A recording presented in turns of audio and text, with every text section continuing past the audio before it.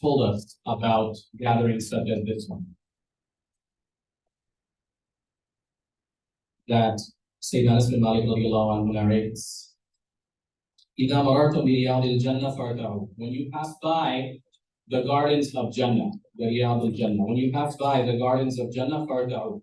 So graze there, feed there, feast there. Take whatever is to offer, take it.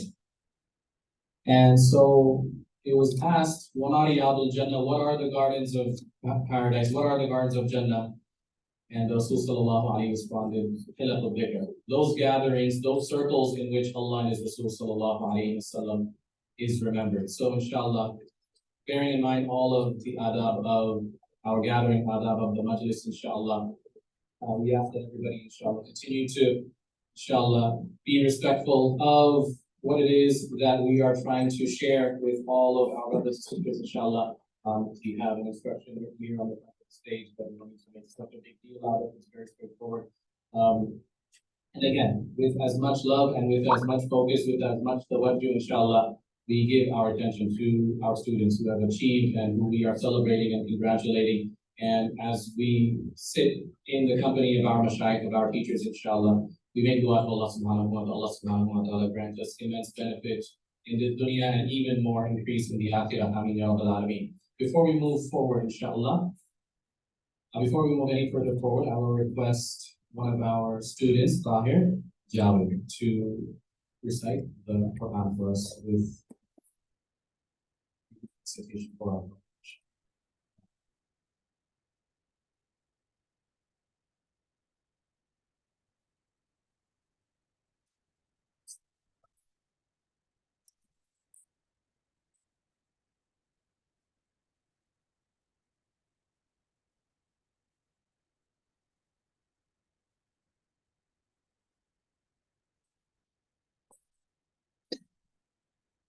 السلام عليكم ورحمة الله وبركاته.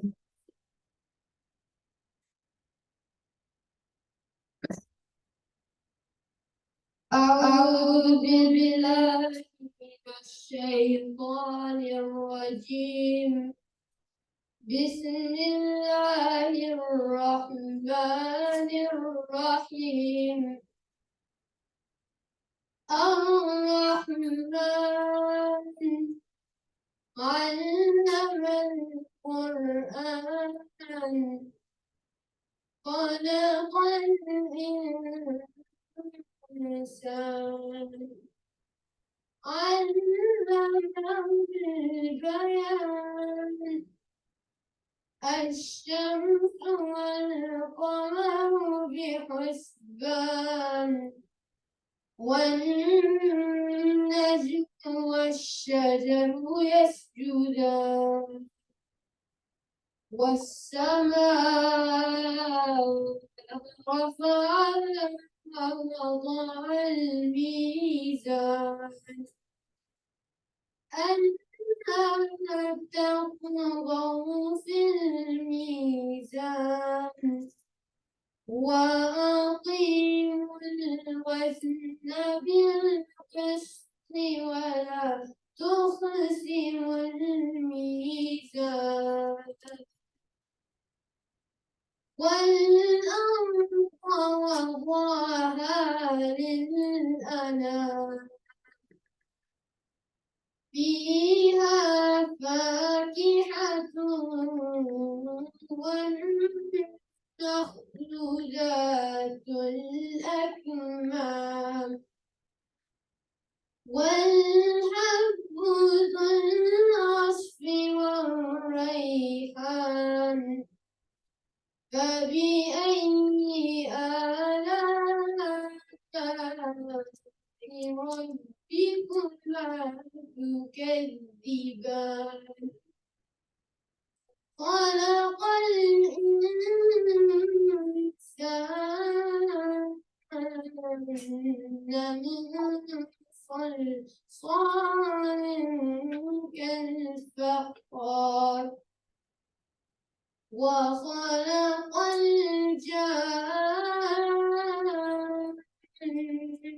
من مارج من نار فبأي آلاء ربكما تكذبان رب المشرقين ورب المغربين فبأي آلاء ربكما تكذبان مرج البحرين يلتقيان بينهما برزخ لا يبغيان فبأي آلاء ربكما تكذبان يخرج منهما اللؤلؤ والمرجان فبأي آلاء ربكما تكذبان وله الجوار المنشآت في البحر كالأعلام فبأي آلاء ربكما تكذبان كل من عليها فان ويبقى وجه ربك ذو الجلال والإكرام فبأي آلاء ربكما تكذبان صدق الله العظيم.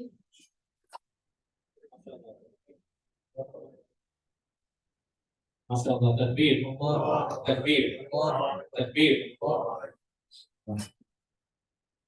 So those of us who may not have been able to join us last year, maybe this is your first time coming, inshallah, I'd like to welcome everybody to our second annual Jalsa ceremony, inshallah, in which we will be recognizing the achievements of the madrasa in this past year. Inshallah, just to give us all an idea of what it is that we have been trying to do, what it is that this organization is trying to do, inshallah, in our community, in this area, inshallah. I will request our Amir Muftidullah, may Allah subhanahu wa ta'ala preserve him with afiyah, to share with all of us, inshallah, about what is happening, kind of where we came from and now where we are going, inshallah. A couple of updates for all of us, inshallah, as we, inshallah, present for you our ceremony this afternoon and request that you continue to support and continue to, inshallah, assist in whatever way that we can with your dua and with your time and with your sincerity. We make dua, Allah subhanahu wa ta'ala accept your promise, inshallah. So I request that you start. السلام عليكم ورحمة الله وبركاته. السلام على أشرف الأنبياء والمرسلين سيدنا محمد وعلى آله وصحبه أجمعين وما بعد. So inshallah, I want to just quickly go over what the madrasa is doing, some of its programs, and some things here and there. So we started out in 2019, so it's been many years.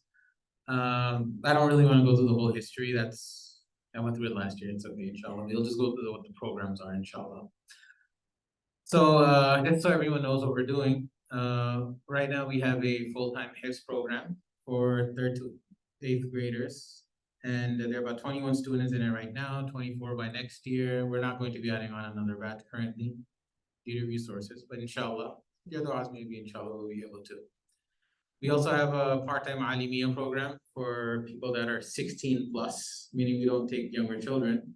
The Alim program has 26 students currently. Majority are college students, and by next year, inshallah, meaning this coming September, there'll be more than 40 students in that program. Again, all majority college students and adults.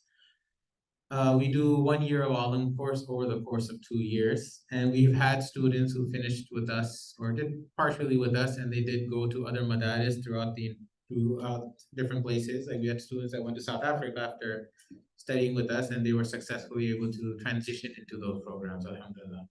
We also have a part-time alima program. There's 11 students in that program, and again, majority are sisters that are from college or around that age, and they're in a completely separate campus. Unfortunately, we have no plans of doing any new batch for this upcoming year. Next, we have our third year programs that this is for younger children, just kind of like a maktab type thing that's going on. For the upcoming year, we have a few things that we are planning, and I wanted to point it out, inshallah, because unlike last year where it was an idea, this year we're planning to implement it as well, inshallah. So we will be starting, hopefully, inshallah, we're still in the discussion stage, but nonetheless, we'll be starting a part-time HIS program for the CJIIS as well. Somewhere between 8 to 12 hours a week. It's a pilot program. We won't be having many students join our program as of yet. We'll have huffaz in that program and students that are just starting out on their HIFZ journey. Students that are in the middle of 10, 15, 20 juz. As of right now, we don't know if we're going to do the part-time HIFZ program for them because that requires a different angle to it.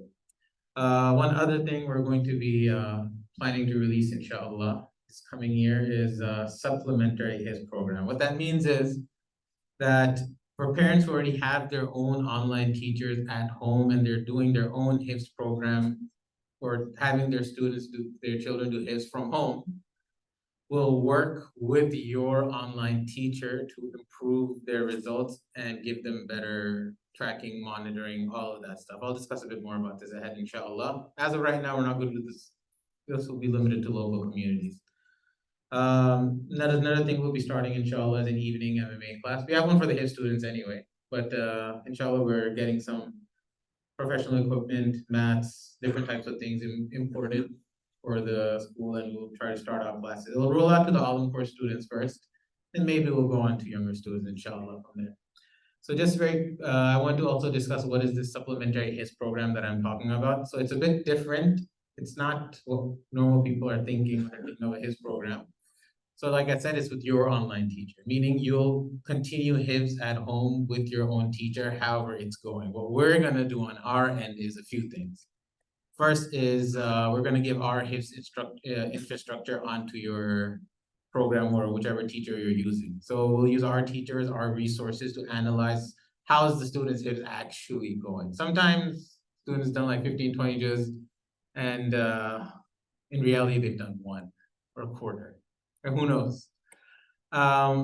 We'll be adding on our own HIFZ exams for those students too. So they'll essentially become a part of our program, but they'll be doing everything from home. We have our own graduation here. So anyone who's in the supplementary HIFZ program, where we're helping you out at home, when they finish and graduate, you'll graduate here as well in our Jalsa, like our regular students do as well. So that, inshallah, is the imama ceremony and everything. So that's a plan, inshallah, for next year. One other thing we'll add on to for the student as well, who's in our supplementary HIS program, is we'll give our entire infrastructure. So they'll get their own email for CJIIS.org. It's a controlled account. They can't really do much on that email anyway. They'll have their own Google Classroom for just collaboration between the other students that are in that program. Will require a Chromebook. They're not that expensive, refurbished, $50.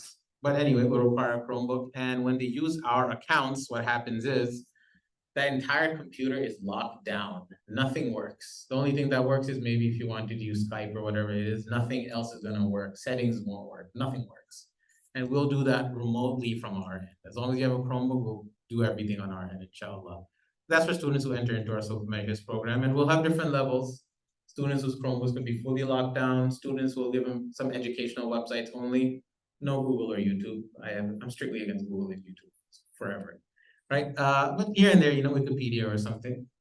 Or we'll allow the Chromebook where you can use our account, which will be fully restricted, along with your own accounts. We're assuming that won't be for that student, but your parents or something. So whoever enters our supplementary HIS program will give you all those resources, all those things. And the last resources will allow will give access to our own app for monitoring the HIS for your own online teacher, and we'll train them how to use it as well.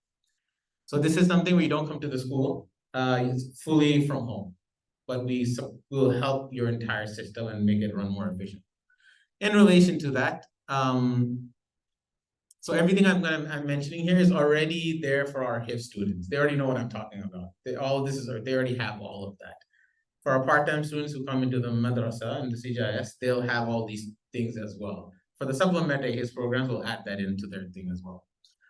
So I wanted to quickly give updates about our app because a lot of people keep asking me that, what's happening, what are you planning? So just very quickly, our first phase was that we just released it to just a few parents here and there just so they can test it out. That, alhamdulillah, went through, already done. Next phase was to release it to all of our HIS. Well, right now we only had a full-time HIS program. So all of our parents currently for this entire past year, they were using our app. Our teachers were using that app and the administration was using that app for all their HIS monitoring. Phase 3 was get all the feedback that we can, good and negative feedback, adjust the app accordingly based on what the parents want, what the teachers want, and what we want. And we're almost done with that, alhamdulillah. We pretty much fixed up all the little corners, nicks, nannies, we're done with everything, and everything's pretty cleared out. Last phase is to release it to other schools. So our goal is, inshallah, in this upcoming school year, not from September, right? I think that's kind of tough, maybe from January. We are going to release the app, inshallah. The goal is to release the app to other schools, but who knows how long, if it's actually going to be January or later. Just so everyone knows what the current features are of the app. So over there on the left, you can see so our goal is that no one has to do anything. Teachers have to do almost nothing, parents have to do almost nothing, admins have to do almost nothing. It's like a very Google type mentality. Less clicks is better. So when parents open the app, it automatically goes to the screen. So it has, right here it says sub up and on the bottom it says sub. It's not as clear. It says it passed, it's in green. There's a bar there showing exactly how much the student read as well. So that says 26 juz and shows a little bit from the beginning. That's already done. This next one is showing supply passed, 3 pairs. Over here, you can see, for example, one thing a lot of apps don't have is that if a student is reciting multiple parts for the same, like here it's manzil, or some people call it door.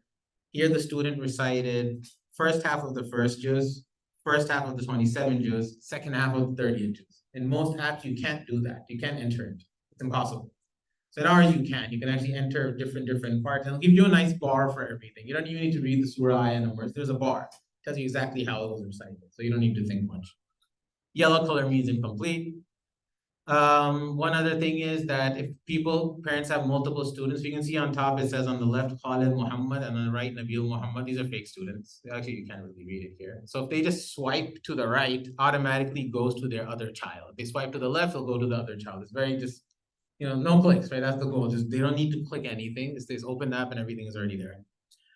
Last feature we added just this past year was an overview, which means, so here you can see it's actually telling you that July 2nd, Supplemental was a pass, July 1st, Supplemental was a pass, June 30th, Manzil had a problem. So you can actually see their whole analysis for their HIVs very quickly and very fast.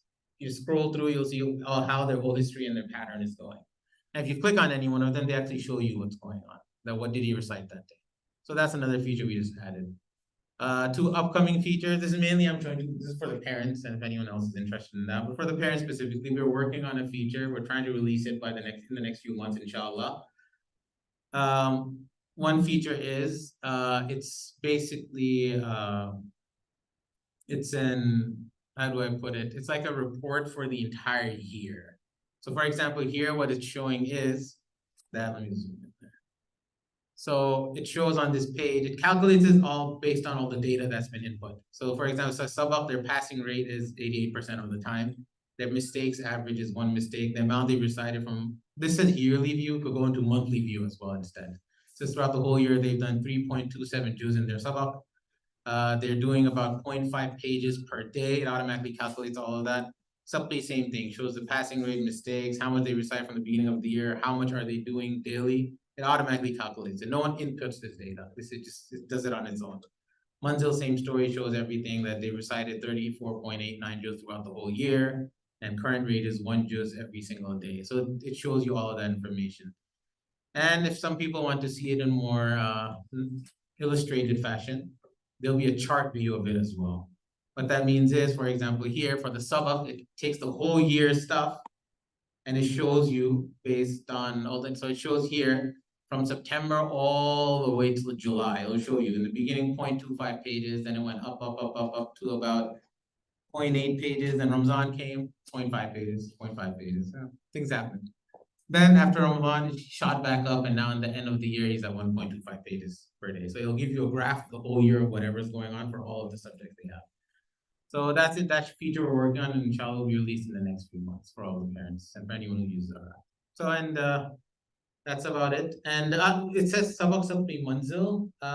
That's based on whatever the admin puts in. If the admin uses other words like Sabak and Sabak Para and Door, or some people use new lesson, current juz, and revision. Whatever you put in, the words will change accordingly. It will show, in that case, it will show instead of sabak, it will show new lesson. Instead of sabak, it will show sabak para. They'll change the words according to whatever the administration puts in. So that's just a few updates regarding our app. So jazakumullah khairan for everyone. So, you know,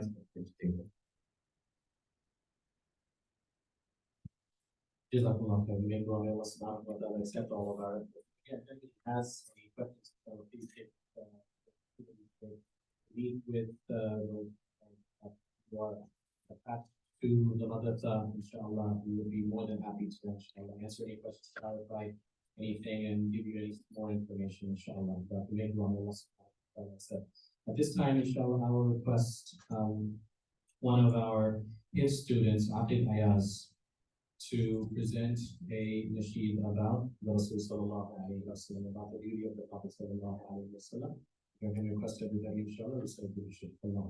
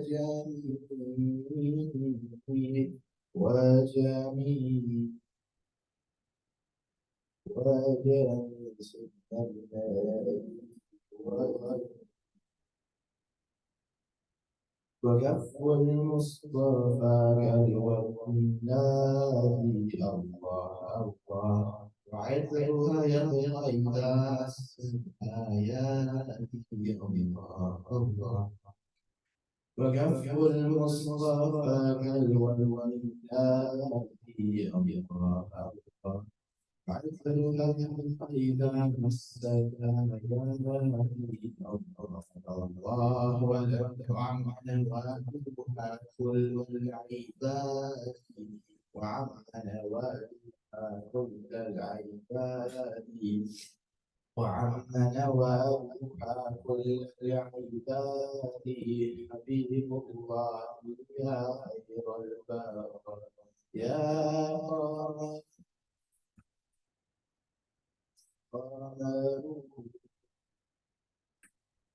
قال سيدنا النبي قال وجميل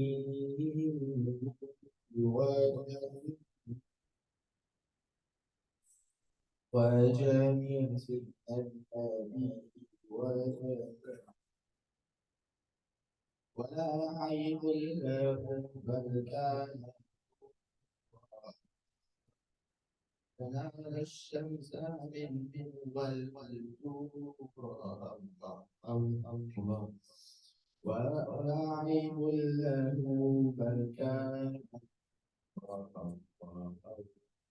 فنال الشمس منه والنور الله الله ولم يكن الهدى لولا كنت قامت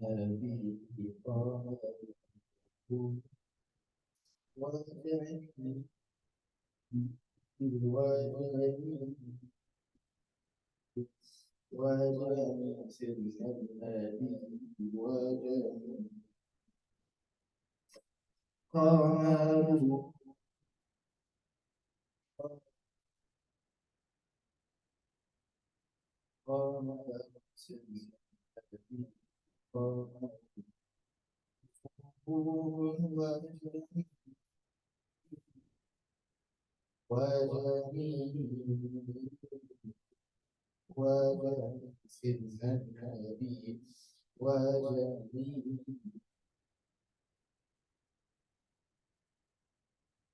قال قاموا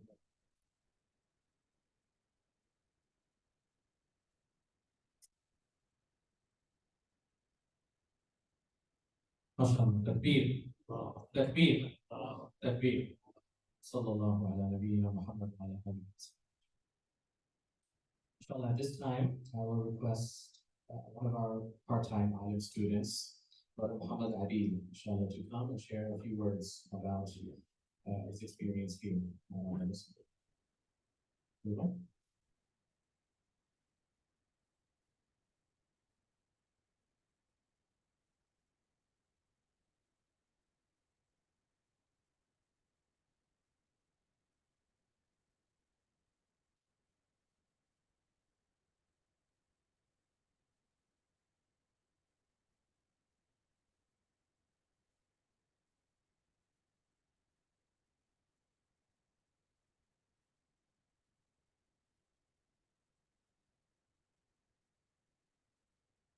السلام عليكم ورحمة الله وبركاته.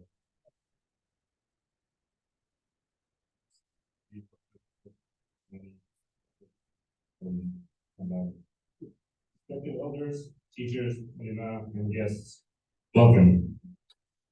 It's a blessing to be part of this auspicious gathering. I begin by congratulating the students and parents on their hard work and achievements. And I express heartfelt gratitude to the teachers who offered their time, energy, and guidance to make it possible. The memorization of the Quran, du'as, and Islamic sciences are all noteworthy achievements and deserving of celebration. But there's a greater and more fundamental achievement we must acknowledge today. That, respected guests, is the progress made toward establishing and strengthening a Muslim identity, a vital step toward building a better community and environment under the guidance of good company. And the importance of good company can't be overstated.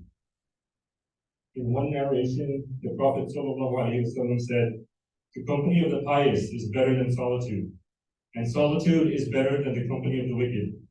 Verily, the example of the company of the pious is like that of a musk from which fragrance emits.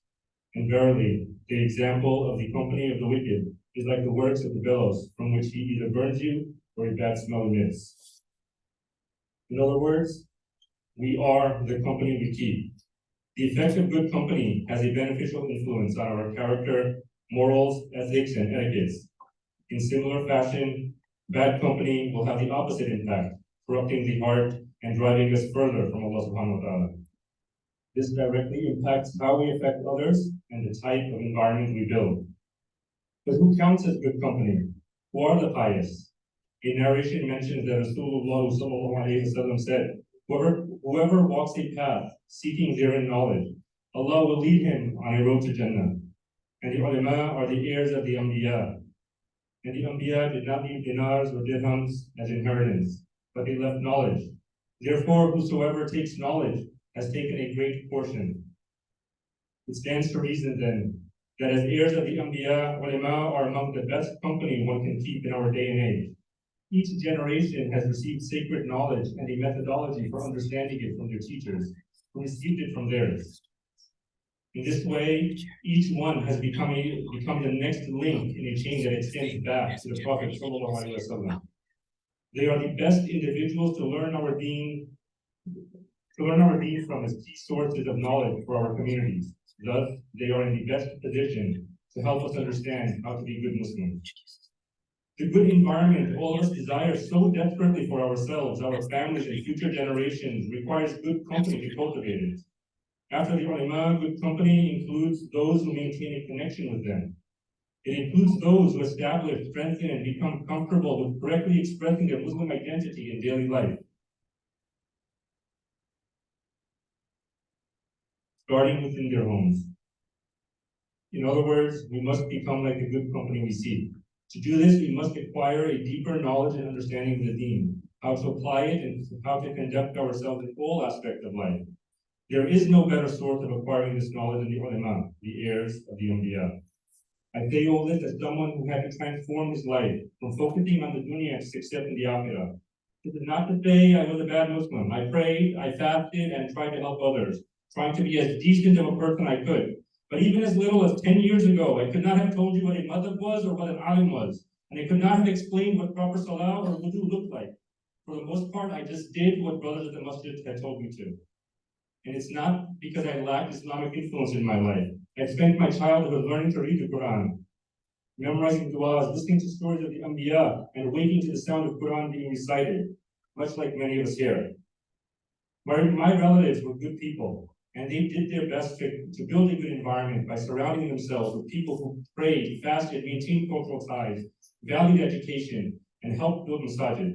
But none of the community members were ulama. Thus, they were ill-equipped to answer questions related to the deen. At times, they refused to talk about certain topics, considering them taboo by cultural standards. And for the topics they did agree to talk about, they left me more confused, quoting random hadith and offering poorly constructed explanations. Worse, their own cultural views and biases added to the confusion. Non-Desi music, for example, was deemed haram, but music from the subcontinent was just fine. Attending mixed gender gatherings at school and work was not okay, but attending similar gatherings at South Asian weddings, totally fine. All of this weakened my understanding of what it meant to be a Muslim. This proved to be detrimental in a society where most days were spent in non-Islamic environments, which challenged the basic views and beliefs I held, slowly chipping away at my understanding of the deen and at my identity. The questions grew, but I knew my community did not have the answers I needed. So I turned to people I thought could give them to me, college professors and Muslims with degrees in Western education. Those, even my community members, held in high regard. This turned out to be a mistake. I didn't know it, but it gradually bred arrogance within me, making me think I was somehow becoming qualified to learn the deen on my own and drive my own understanding of Islam. Fortunately, Allah subhanahu wa ta'ala intervened, eventually placing me on the path to learning deen from correct sources. But shedding the effects of culture and Western ideology was no easy task. Rebuilding myself meant improving my character, recalibrating my mindset, sorting through correct and incorrect cultural views, and leaving bad influence. As someone who has had to overcome numerous difficulties and with experience working in the fields of scientific research, law, and software engineering, I'm not averse to hard work or acquiring new mindsets. Yet, learning my deen and changing how I live my life was not something I could have done. Allah subhanahu wa ta'ala had not led me to ulama like Maulana Numan and Maulana. I sat in their company, messaged them anytime I had even the smallest, most ridiculous question, and sought their guidance on navigating life, be it family, school, or work. They taught me not only what it means to be a Muslim, but how to become comfortable expressing it openly. They also introduced me to others who were not ulama, but good company nonetheless. In this way, I slowly learned how to interact with the community in a more balanced and productive manner. Yet, even with their help, it has taken years of struggling and stumbling to get to where I am. But it's not the end of my journey, and there's still a lot I have left to improve about myself. Fortunately, Allah subhanahu wa ta'ala blessed me with the opportunity to enroll in CJIS's part-time Alamiya program. I'm grateful for being able to learn the deen in person from ulama with established and trusted chains linking back to the Prophet ﷺ. Not only do I learn rituals and rulings, but also tolerance and what proper adab and etiquette looks like.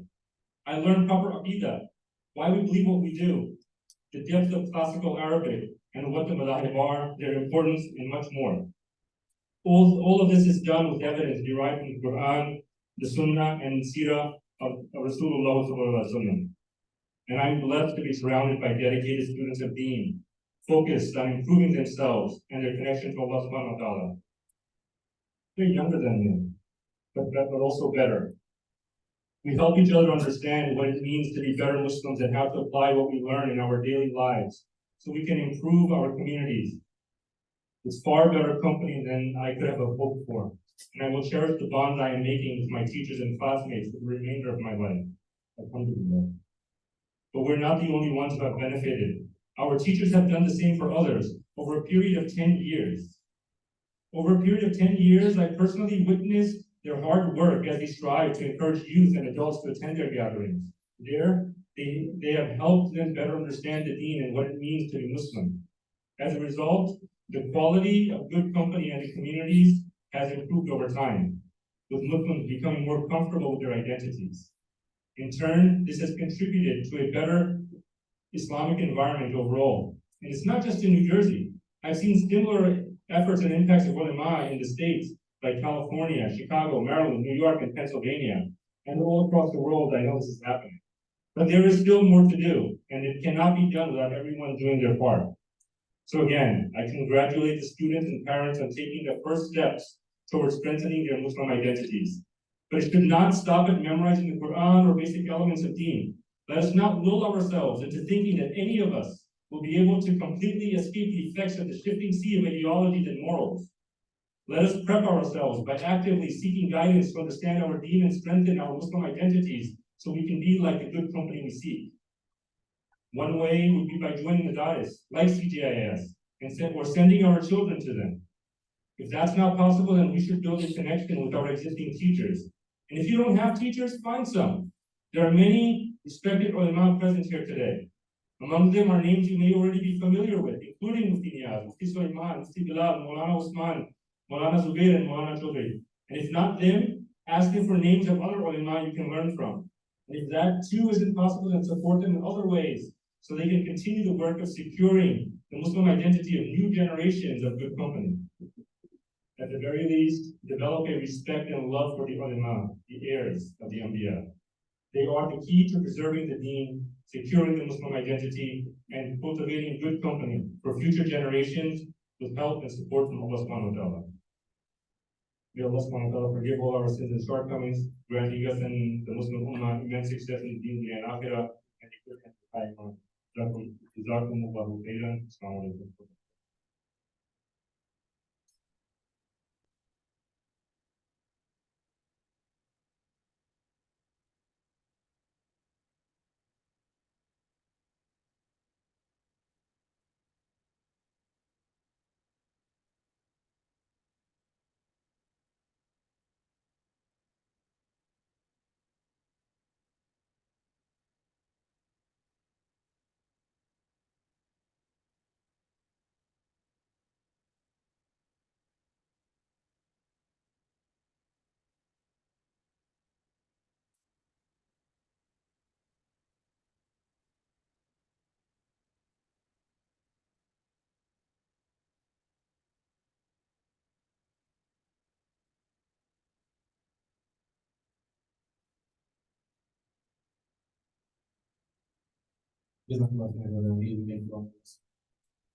Hopefully understand and reflect and appreciate on this message on Ya Rabbal Alameen. Inshallah, at this time we will do something for our KIPS students. Inshallah, we have a competition that they will participate in. Inshallah, Bilal will take over, and inshallah we will set up and we'll have the teams. Yes. And inshallah, I request everybody to observe inshallah how. You have to keep going down. We have some people that are there, should be there for traffic control, and they'll guide you to where you have to come.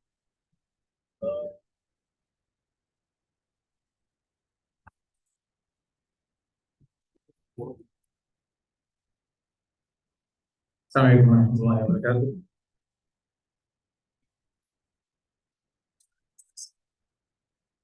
Okay, so let's have the team, inshallah. Team Hamza Khan. Right, we have Tahir, Aqib, and Hashir. Tahir Javed, Aqib Ayaz, and Hashir Ayaz. Yes, come on up. Team Jasim Amin, Jasim Zakaria, Abdurrahman, Uwais, and Ubaida. Jasim Amin, Zakaria Malik, Abdurrahman Sheikh, Uwais Khaja, and Ubaida Huda. Team Zakaria, Zakaria Ahmed, Wajih Ahmed, Faiz Sheikhani, Khizr Naveed, and Noman Hassan. And team Osman Daria, Osman, Abdullah Islam, Omar Arsalan, and Ubair.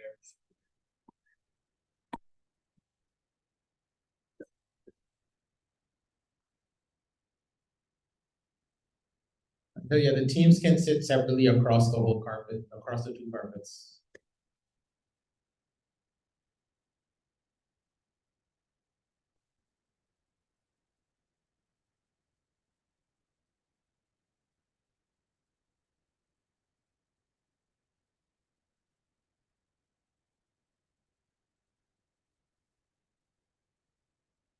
Is the Khan up there? And some of the Khan here.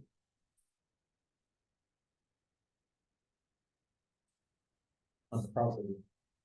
Don't be scared.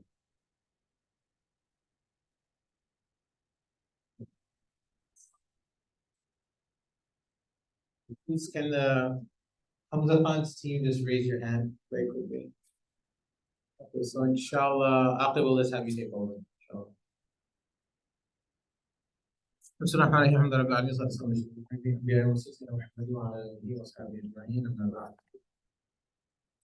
students have already done this numerous times, but just for the audience, the instructions they follow are that each team goes up one at a time until no questions remain, or we kind of put a time limit of about 20 minutes, maybe shorter this time because they're kind of a bit over time.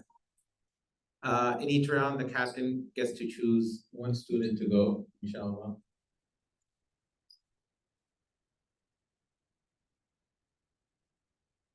Once a student goes, he can't go again until the rest of the students in that team have gone. Each answer is worth whatever amount of points are listed on the screen. It's a Jeopardy, so we'll see, inshallah. They will have 45 seconds to answer each question. Some questions have less time, and it will be very clearly visible on the screen. Questions that require longer times, such as du'as and hadith, and there are some other questions that are just really long, like 6 lines, just a question. So we'll give more time for that, inshallah. For all the other normal questions, especially the 1-word, 2-word, 3-word ones, they won't have much time. They'll have to respond before the time ends.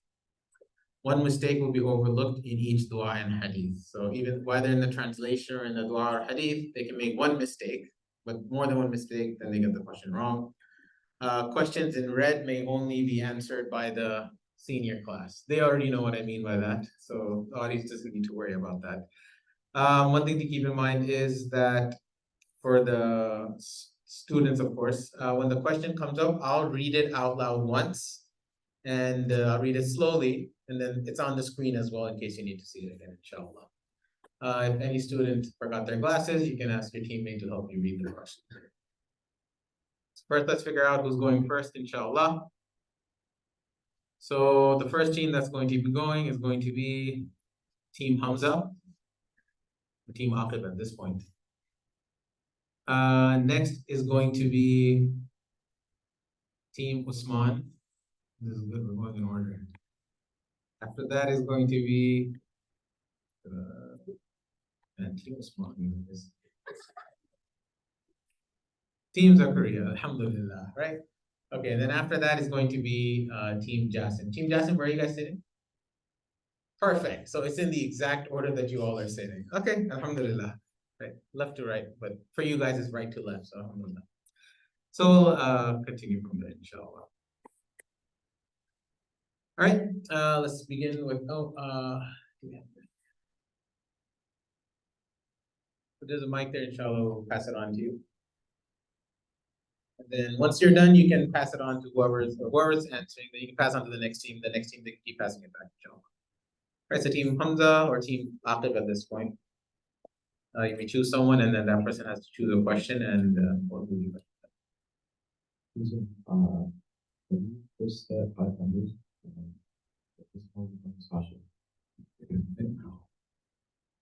Hadith first set, 500. Your question is,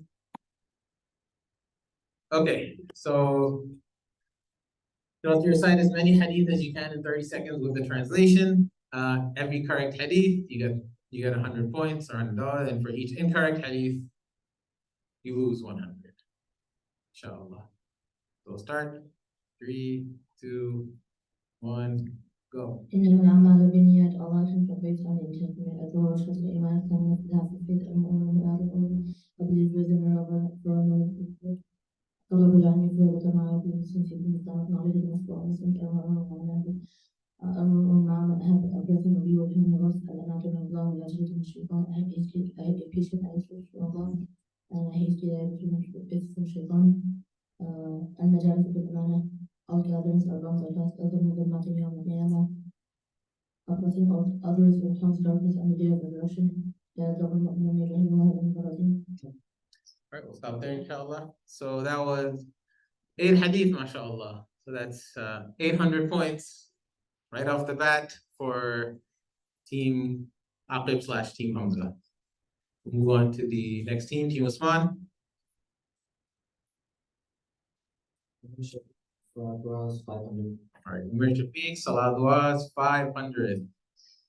Umar, your question is, Dua for Salatul Janazah.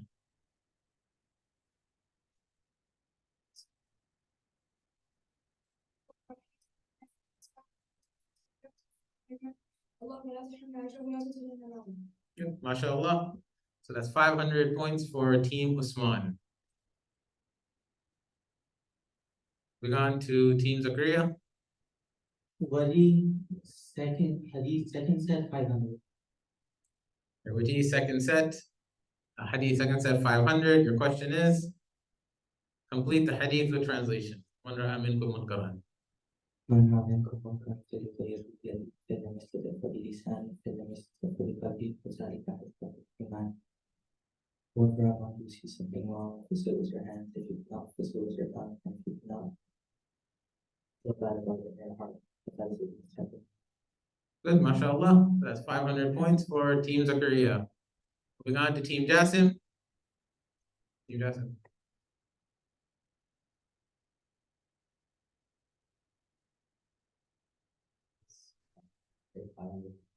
Always fiqh 500.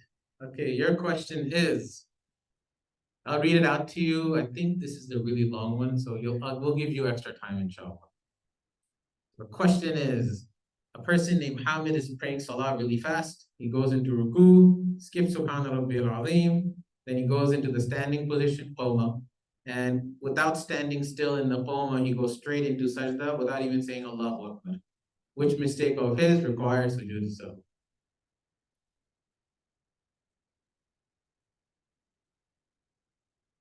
Another like 20, 30 seconds after the timer goes off.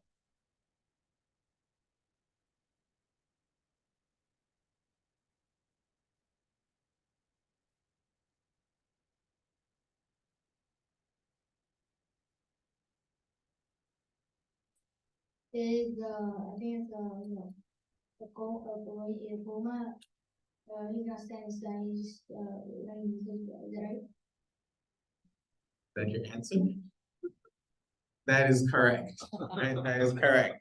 So he skips Subhana Rabbil Azim, skips Subhana Allahu Akbar. Not a good thing to do. But those will not require sujood sahwi, but not standing still in the qawma will require sujood sahwi. Correct, that's 500 points for Team Jasim. All right, just to clarify, you can purposely skip Subhana. Those are sunnahs of salah, and you can't go against the sunnah on purpose. That could amount to sin eventually. So, okay, Team Aqib. You guys are next. Daily du'as 400. Tahir, daily du'as 400. Your question is, Okay, so one for all and all for one round. If you get the question right within 30 seconds, you get 600 points and all the other teams get 400 points too.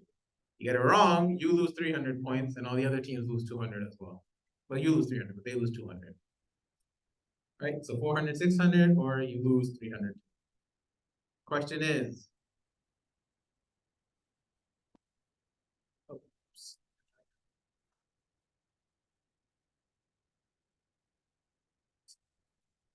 Sorry, I messed up on here. Give me a moment to refresh. Inshallah.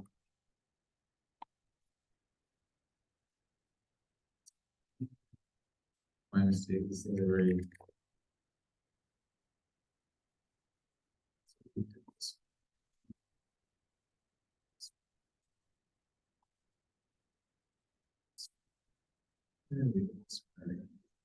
Okay. Tahir, your question is. Dua for entering the masjid. بسم الله والسلام على رسول الله أعوذ بالله العظيم وبوجهه الكريم والسلطان القديم من الشيطان الرجيم اللهم يسلمك الفاتح. After min ash-shaytan ar-rajim, there's something else there.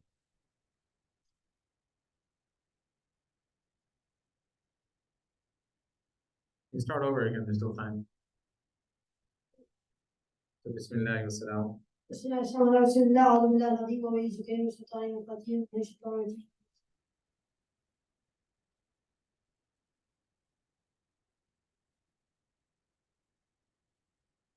All right, time's up. So Allah billi dhunubi. Okay, it's okay. That's why it's one of the longer questions. So all teams, you guys lose 200 points. Tahir's team, you guys lose 300 points. All right, next go to Team Usman. Abu Assam, daily duas 500. Abu Assam, daily duas, 500. Your question is, dua when leaving the home. بسم الله توكلت على الله لا حول ولا قوة إلا بالله اللهم إني أعرف أن بالله وذل أو زل أو زل أو ظلم أو ظلم أو جهل أو يجهل إليه. Ajhala or yujhala alayhi, but it's okay. I don't know, but that's okay. That's a very minor mistake. We'll let that go. So 500 points for Team Usman. Okay, let's move on. If everyone's noticing here, the duas we make them memorize are like longer versions as opposed to the nice, short, easy versions. Okay, Team Zakaria. Salah duas 400. Salah dua 400 for phase. We heard phase. Your question is dua for qunut of witr. اللهم إني أستعينك ونستغفرك ونستغفرك ونتوكل عليك ونثني عليك الخير ونشكرك ولا نكفر ونطلع ونطلب ما يبشر اللهم إياك نعبد وإليك نصلي ونشهد إليك ونسعى ونؤمن ونرجو رحمتك من عذابك إن عذابك بالكفار منك. That is incorrect. There are a few mistakes made in the middle. وَنَخْلَعُ وَنَتْرُكُ and وَنَخْشَى عَذَابَكَ إِنَّ عَذَابَكَ. That part was a mistake. So no points for Team Zakaria. Team Jasim. 400 for Ubaydah. Whether your question is, a person must make sujood as-sahwi if he forgets to recite what in the sitting position? At-tahiyyat. That is the correct answer. Well, it's called the shahad, but it's okay. It's the same. Tahiyyat. Yes, if you forget to recite that tahiyyat, then you have to do sujood. Good. Back to Team. Oh, okay, Hamza's back. So Team Hamza, I think Tahir's went and Hashir's went. So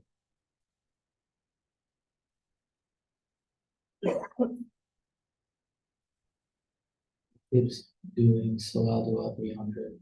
after you have Salah du'as, 300. Your question is, dua to be said after the adhan. اللهم بحديث دعوة الله الصلاة القائمة Yep, mashallah, that's 300 points for Team Hamza. Go to Team Usman.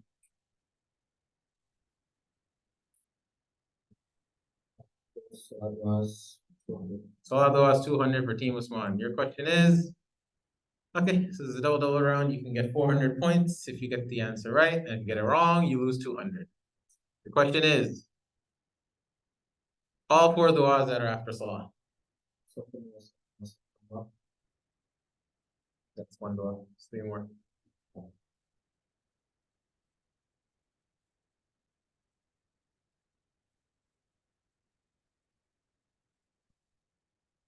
Allahumma anta salam. Islam is under one bed of name from my narrative close to yours humanity. La ilaha illallah wa la sharika lah.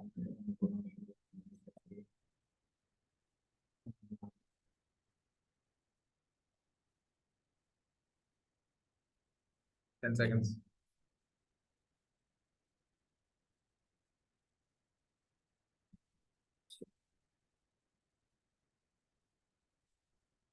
Time's up. Goes Allahumma la mani'a till the end. That was 2 mistakes, so no points for. So you lose 200 points. Yeah, you lose 200. So moving on to Team Zakaria. Team Zakaria. Hadith first set 400 al Hadith first set 400. The question is,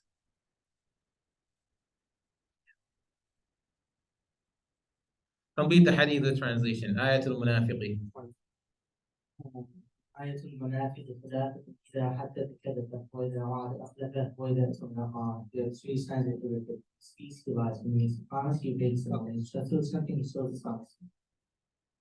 All right, good. So Team Zakaria, 400 points. Team Zakaria, 400 points. MashaAllah. Set 2 400 Zakaria. Hadith second set 400 and Zakaria Malik, I believe. Hadith second set 400. Your question is, ليس الشديد. ليس الشديد بالسرعة إلا الشديد الذي لا يمكن أن يتقدم. The strongest one who takes someone down. The strongest one who controls himself with the time finger. There was 1 mistake, but 1 mistake is allowed. So إنه الشديد الذي يملك نفسه, not law يملك. That actually flips the whole hadith upside down. But nonetheless, you got the translation correct, and that was 1 mistake. So 400 points for Team Jalsa. I think we'll do 1 more round of all the students, and we'll move on to the next topic. Team Hamza.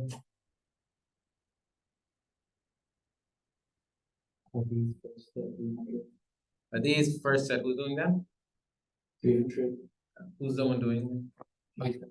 Okay, inshallah. Your question is, complete the hadith translation. Atadruna.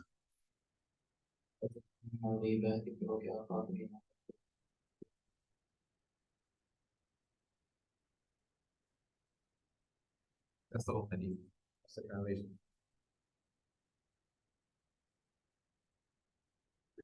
You can say in Arabic again if you want.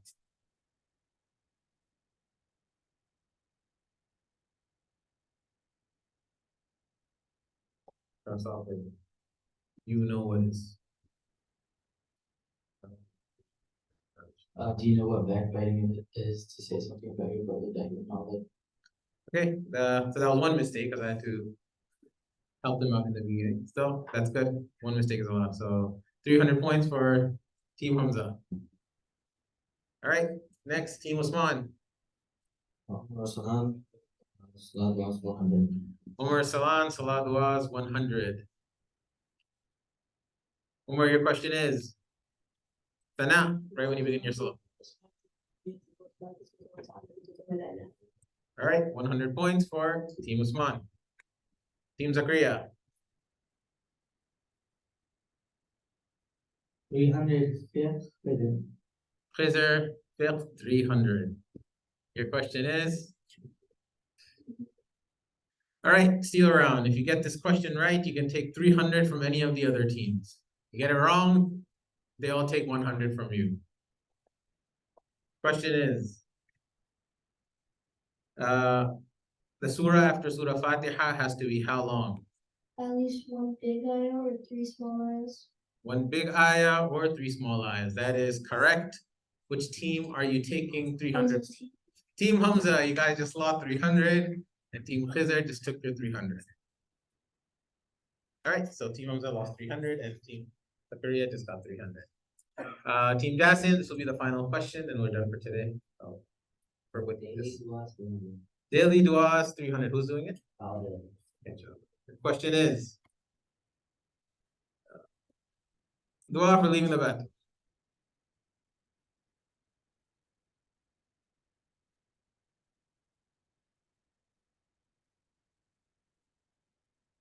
Dua for leaving the bathroom. That is correct. And that is the correct dua. All right, so that's 300 points for Team Jasim, and we'll end off with that here. So let's just reveal the points anyway. So the final score was first place, Team Jasin with 1,400 points. Second place, Team Zakaria with 1,000 points. And then third place was Team Hamza with 800. They could have been second, but stuff happened. And fourth place is Team Usman with 700. So inshallah, you guys will get your prizes after we get back to school. So the students may may come off the stage, inshallah, and then we'll continue on with the next item. Inshallah, Tabir. Inshallah, I request all of our guests, inshallah, please, if there's any space in front of you, please move forward, inshallah. We'll have many guests who are coming, inshallah. Please make space for those who are coming, inshallah. If there's any space in front of you, please move forward.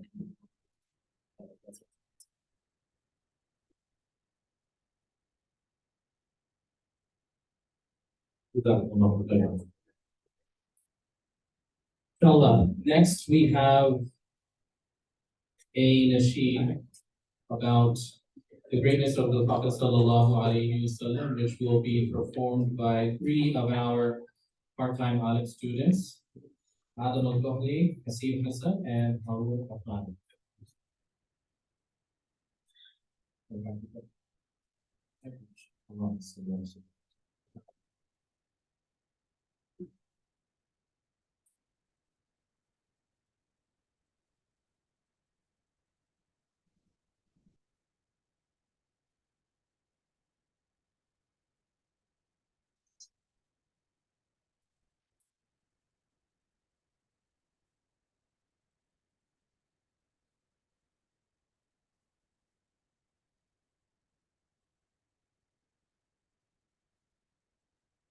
Assalamu alaikum wa rahmatullah. مولاي صل وسلم دائما على حبيبك خير الخلق كلهم محمد أشرف الأنبياء محمد خير من يمشي على القدم محمد فاسق الأعلى جميعهم محمد والإحسان والكرم صل وسلم دائما أبدا على حبيبك خير الخلق كلهم محمد تاج رسل الله قاطبة محمد صادق الأقوال والكلم محمد ثابت الميثاق حفيظ محمد طيب الأخلاق والشيم مولاي صل وسلم دائما أبدا على حبيبك خير الخلق كلهم محمد يوم بعث الناس شفيعنا محمد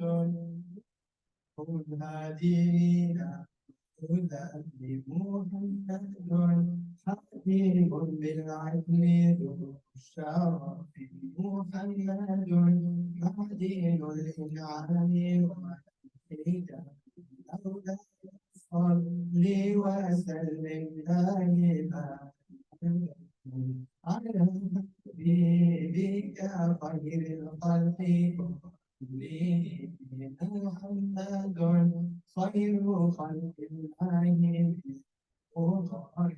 محمد خير رسل الله محمد دينه حق النبي محمد مشملا حقا على مولاي صل وسلم دائما ابدا على حبيبك خير الخلق كلهم محمد نور كل أنفسنا محمد شكره فرض على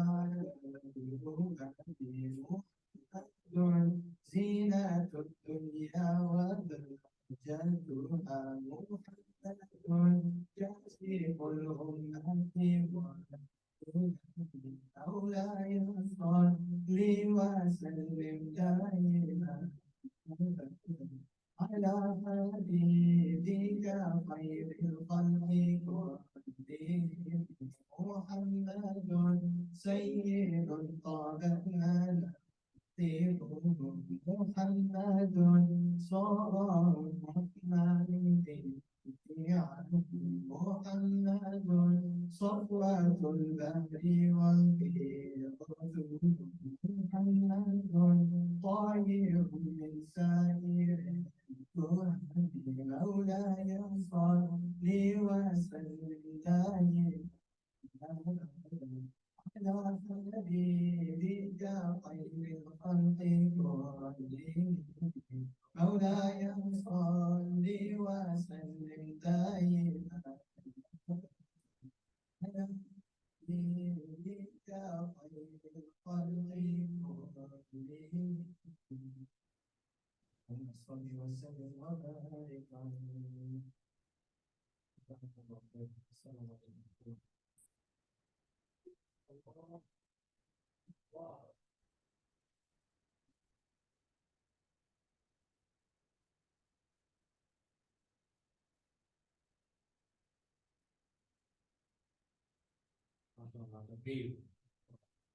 So that's the update of our program. We will be praying Asr in about an hour.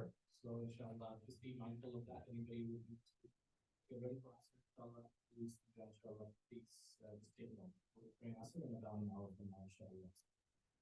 So next we have something fun for all of our guests, inshallah, a trivia game for everybody in the audience, inshallah. Inshallah, we'll be administering it, running it.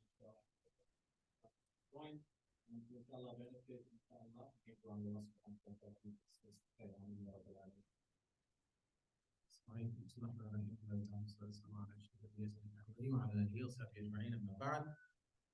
So I think inshallah after this is our guest speaker's lecture. So before that, I have to make sure everyone's awake. So we have a trivia game for the audience. It requires the use of people's mobile devices. So I'm just going to go through some quick instructions that need to be followed, because if they're not followed, then you'll see why what happens if they're not followed. So number one is there's a separate game for brothers and there's a separate one for sisters. We'll do the brothers one first, followed by the sisters one. Only the first 100 people. I mean, we have a cap of 100 people for the thing that we're using. So yeah, 100. I don't think there's going to be more than 100 people entering, but nonetheless, it's open. So I think whoever wants to enter, you can enter. I prefer the ulama not enter. So first and for students, it's okay. You're not far enough. First and second place from each side receive a $25 Amazon gift card, inshallah. It's played from your phone. Usernames, this is the most important part. Okay, you have to enter a name in whatever website and thing I give to you, inshallah. Do not use your real name. So when you're going to enter, do not use your real name. But of course, then what do you use? For brothers, use B followed by any 3 numbers. right? B and any three numbers. For example, B102, B549, B863, whatever it is, B followed by three numbers. For sisters, you can use S followed by three numbers, like S627 or whatever it is. There are no prizes awarded to players not following the rules. So if we see someone up there says Muhammad K whatever, that means you used your name. So that's to start with. B followed by three numbers. For sisters, S followed by three numbers, inshallah. First and second place winners, when you win, you have to take your phone and go to the welcome table. The one for welcome table for here is right over there under that monitor on the left. My brother and brother Adil are both sitting there, so you can get your prize from there. You'll have to show your screen. It should say you won first place or second place. I'll show you what that screen looks like very soon, inshallah. So how are we going to be playing the game? There's a website called slido.com, SLIDO.com. Whoever wants to enter, you may quickly go to the website because you'll probably have another 1 or 2 minutes before I tell you what to do. You'll go to that website. Right on top is going to say join as participant, and they'll say enter code here. So in that area, you are to enter a code. I just put a random one here. This is not the one we're using. This is 10001, a random code. After you enter the code, a screen will come which will tell you to put in your name and join. So again, for brothers, put B, doesn't have to be capital, B and three numbers. For sisters, we'll do your game later. It'll be S followed by three numbers. When you start the game, questions will come in one after another. Everyone will be doing it at the same time. So for example, this one says question 1 as the question because it's not a real question. It says answer 1, 2, 3, 4. You click whichever answer you want. After you click the answer, you have to press send. There's 2 steps. Click the answer, plus you have to press send at the bottom. After the entire game is done with, I think there's 6 questions on each side. So there are 6 questions in total. After the game is done, this screen will come up and it'll say you finished and whatever number you are, first, second, third, fourth, fifth, sixth. And this goes by correct answer and how quickly you answer. So even if you get the question right, if you didn't do it quick enough, you'll be put down in the standings. Brothers and sisters obviously have separate questions. So inshallah, very quickly, I'll just prepare this. So we'll do the brothers first, inshallah. Just give me a few moments. Yes, if students can join. I'm not prohibiting you from joining. Anyone can join. It's okay. Anyone can join, inshallah. So I'll temporarily just close the PowerPoint. Okay, for the brothers, this is going to be just for the brothers. The number is 123. That's the code. 123, which I think is pretty straightforward. So 123, right? That's the code. You go on that website, put a 123, put in the name as B, and then whatever what do you call it? 3 numbers you want, inshallah. I'm sorry, whatever B and then yeah, any 3 numbers, and then you can join there, inshallah.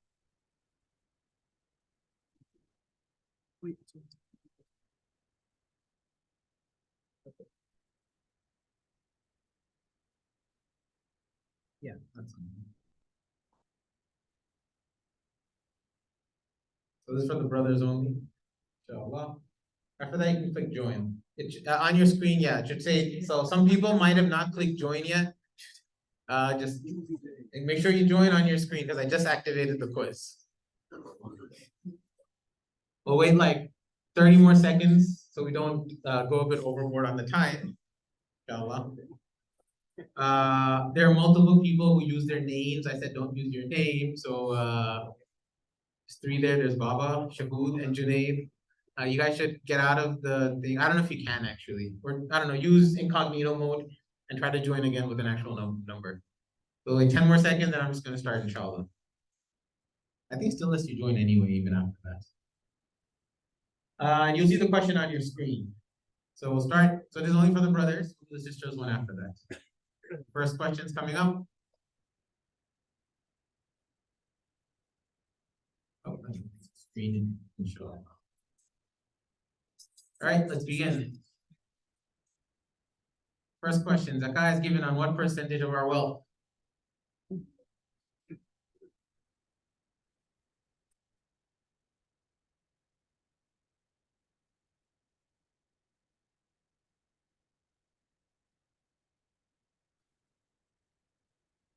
All right, time's up. Says 96% of people give their zakat correctly. No, I'm just kidding. But anyway. Yeah, so 2.5% was the correct answer. Well, let's move on to the next question, inshallah. Second question. In which battle was the Prophet ﷺ injured repeatedly?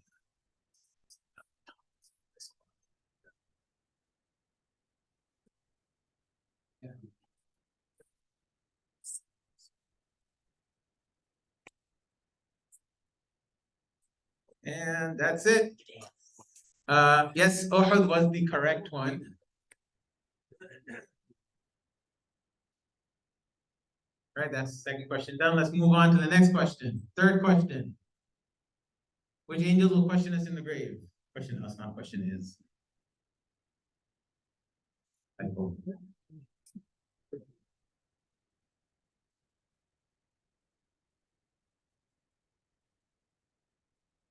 And time's up for that.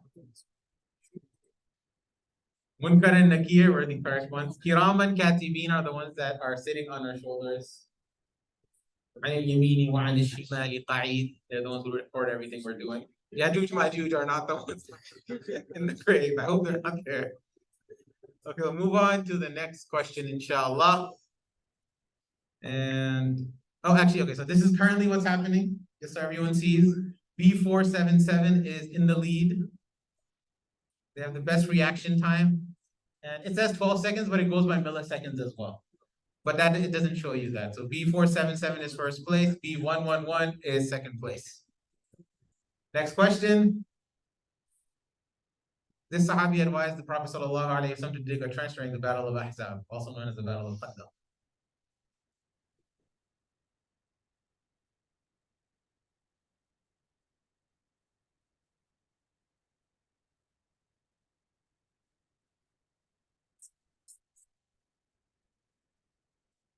Our correct answer was Sayyidina Salman al-Farisi radiyallahu anhu. That was question 4. 2 more questions left. Inshallah, some people can redeem themselves. Question 5. If even a mustard seed amount of this is in our heart, then we cannot enter Jannah.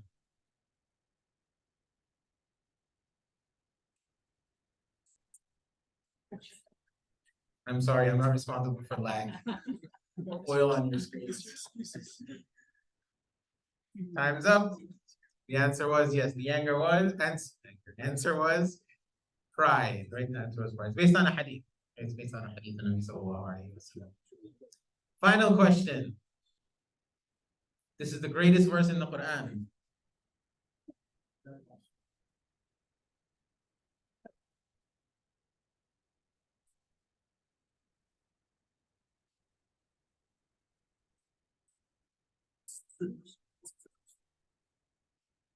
And time's up. So the answer was Ayatul Kursi. It's based on a hadith of Nabi sallallahu alayhi wa sallam where he asked the Sahabi what is the greatest verse in the Quran. So let's see how everyone did.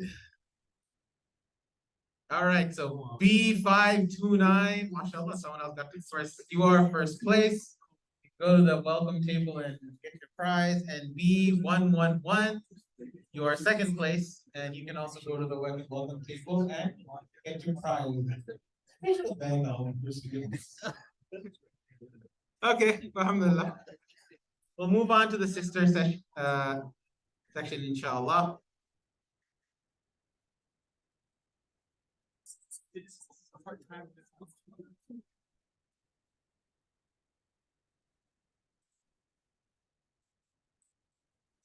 Sisters, your number is 456. Brothers with 1, 2, 3. The next one is 4, 5, 6. So for sisters, it's 4, 5, 6. You may join in, inshallah. Again, no names. Names are not allowed to be used. Just put S followed by 3 numbers. So again, S followed by 3 numbers. No names should be used at all. S followed by 3 numbers, and then you may join in, inshallah. We'll wait about 45 seconds to a minute.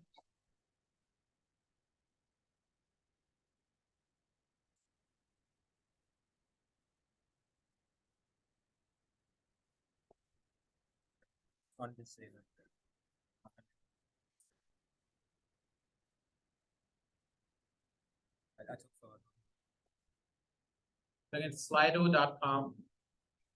Then you enter 456. Then after that, for the name, only put S and 3 numbers.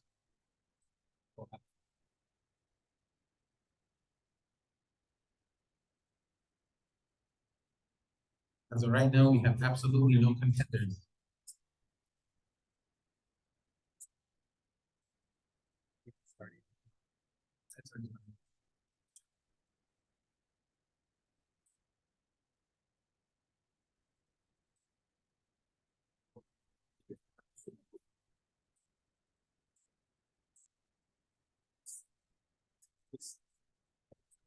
Oh, okay, sorry. That's my mistake.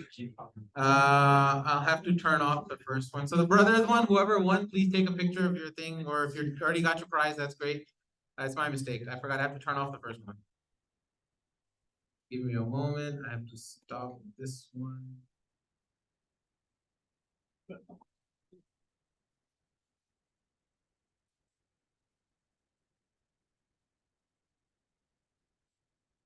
Okay, I think now the other one should work. Now it should work. Stop it. Just try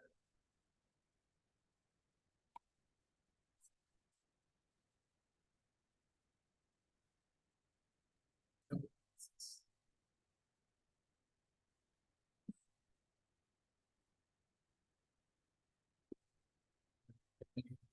Give me a moment.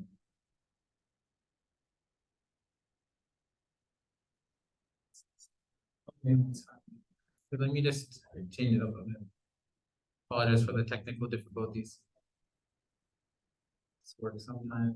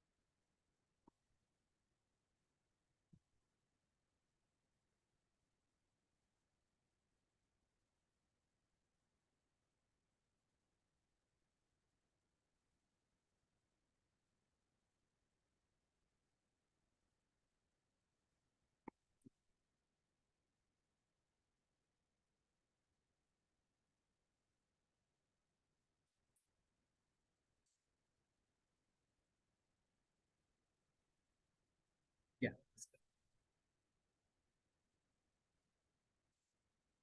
Okay, inshallah, now it's working. So for the sisters, it's going to be 456780. 456780. That's your number. Apologize for this. 456780. There should be no B's in here. I'm assuming it's a sister that accidentally put in. I forgot to put in an S. It's S and 3 numbers, inshallah. We'll wait just like 30 more seconds because that took more longer than 000 was a test that we were doing, so that you can just ignore it. We have one name in there that should not be there.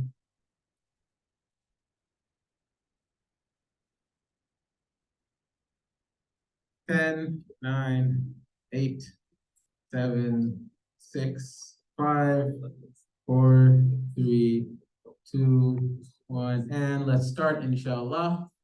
First question, which of the following breaks a fast?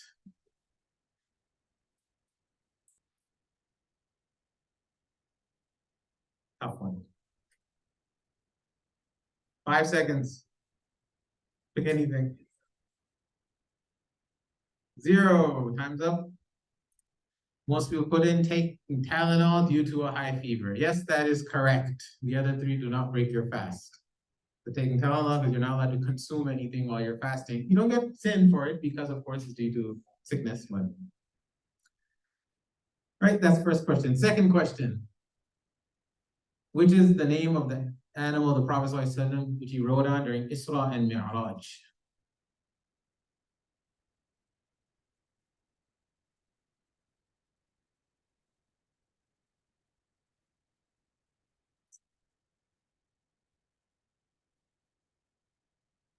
Buraq. Buraq is the correct answer. Moving on to the third question. Which angel will blow the horn for Yawm al-Qiyamah?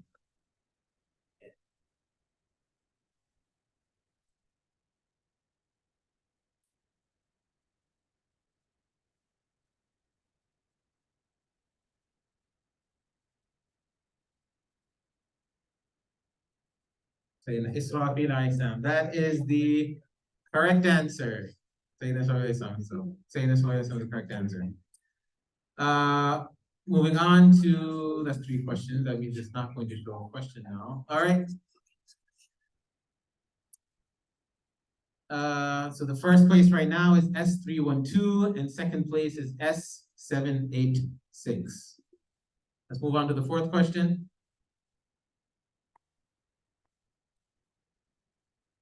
This wife of Nabi sallallahu alayhi wa sallam was originally a Jew. It means she was Jewish.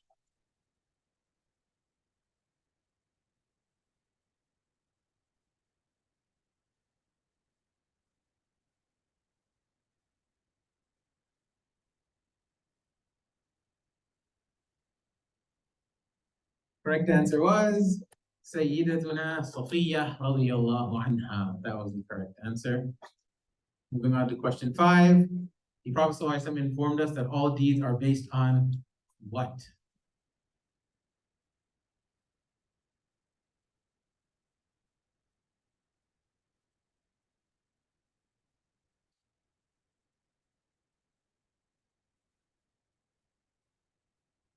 Time's up. The answer was the intentions made. It actually came in, well, there's a hadith also, إِنَّمَا الْأَعْمَالُ بِالْخَوَاتِيمِ, but we'll just assume most people don't know that. But إِنَّمَا الْأَعْمَالُ بِالنِّيَّاتِ, that was one of the hadith that one of the students also narrated while they were there. So that was the objectively correct answer for this slide specifically, though it may not be the only correct answer.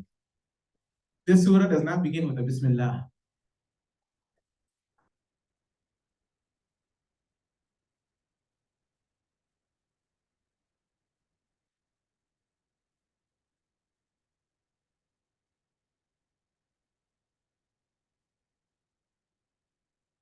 Correct answer was Surah Tawbah. Surah Tawbah. I think there's one more question left. And oh no, that was done. All right. So the winner is S123 and S216. The sister may inshallah go to the welcome table and show their phone and they can get their prize inshallah. So I'll hand it back to Muftiyan. MashaAllah. I hope that everybody is awake and inshallah. As far as introducing our respected guest speaker, Mullah Asim, may Allah subhanahu wa ta'ala preserve him with afiyah. I was excited to come last year and I was even more excited to come again this year. My memory, Mullah Asim, for as far back as you want to take this, we're talking about 20 years, right? SubhanAllah. Whenever we saw him walk into Jamaat Khana back in Jamia and Sycamore Avenue in Buffalo, everybody would start cheering. It's kind of really not normal thing to do for madrasa students in a masjid full of people. And subhanAllah, the reminders that he shared with us and the time that he spent with us. And if you wanted somebody to be your Quran examiner, right? And again, you saw him walk over to your class, everybody just started cheering. And so subhanAllah, may Allah subhanahu wa ta'ala preserve him and bless him and give him a long life. He's originally from Binghamton and subhanAllah has been serving the madrasa in Buffalo for so many years now. Alhamdulillah, he has worked on the translation of many of the works of our Akabir Mashayikh from Darul Deoband and Saharanpur, and throughout the world he has been able to benefit people. Specifically, you want to benefit in a way that perhaps very few people have been able to give benefit. Inshallah, if you are going for Hajj or Umrah, I always recommend the one that Muasim has prepared, the Epic Journey, published by Madaniya. His Hajj guide is unique in that he himself has personally spent time going to those places that otherwise you would need a tour guide to visit. You would not know how to get there. And subhanAllah, he has spent a lot of time. It's a very, very detailed and very meticulously researched project, and subhanAllah, those who have been able to use it, right, they have come back and said that, alhamdulillah, if it wasn't for this, right, I was gonna miss out on so many things. And so I make dua, may Allah subhanahu wa ta'ala allow him to have his shadow over us and over our madrasa and over our students and our teachers, inshallah. We make Allah subhanahu wa ta'ala bless him and preserve him, inshallah. I request everybody at this time, inshallah, to please give your attention to Hazrat, inshallah, and I request Hazrat, inshallah, to share words of advice and pearls of wisdom. الحمد لله نحمده ونستعينه ونستغفره ونؤمن به ونتوكل عليه ونعوذ بالله من شرور انفسنا ومن سيئات اعمالنا من يهده الله فلا مضل له ومن يضلل فلا هادي له ونشهد ان لا اله الا الله وحده لا شريك له ونشهد ان سيدنا ومولانا محمدا عبده ورسوله اما بعد فاعوذ بالله من الشيطان الرجيم بسم الله الرحمن الرحيم واذا رايتهم تعجبك اجسامهم وان يقولوا تسمع لقولهم كانهم خشب مسندا يحسبون كل صيحة عليهم هم العدو فاحذرهم قاتلهم الله أن يؤفكون صدق الله العظيم.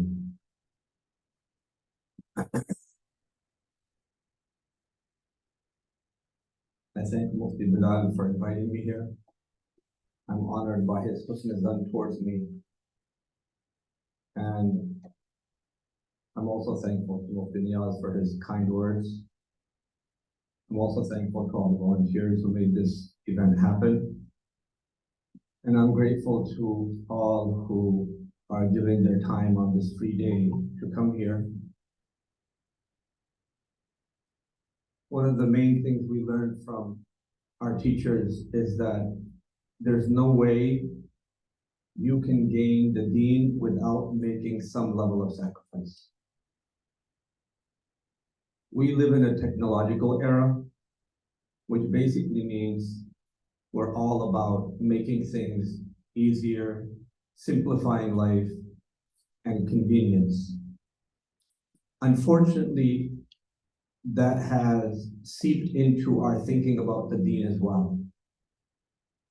So we look at convenience first sometimes over making sacrifice, which involves a little bit more time, sometimes energy, sometimes investment of other kinds. But the fact is that until sacrifice is not made, deen cannot be acquired. That's the rule. It's not the same type of sacrifice. It depends from time to time. The Sahaba Ridwan Alayhim Majma'in, the type of sacrifice they made was a sacrifice we could not make. And Allah subhanahu wa ta'ala does not require us to make that type of sacrifice.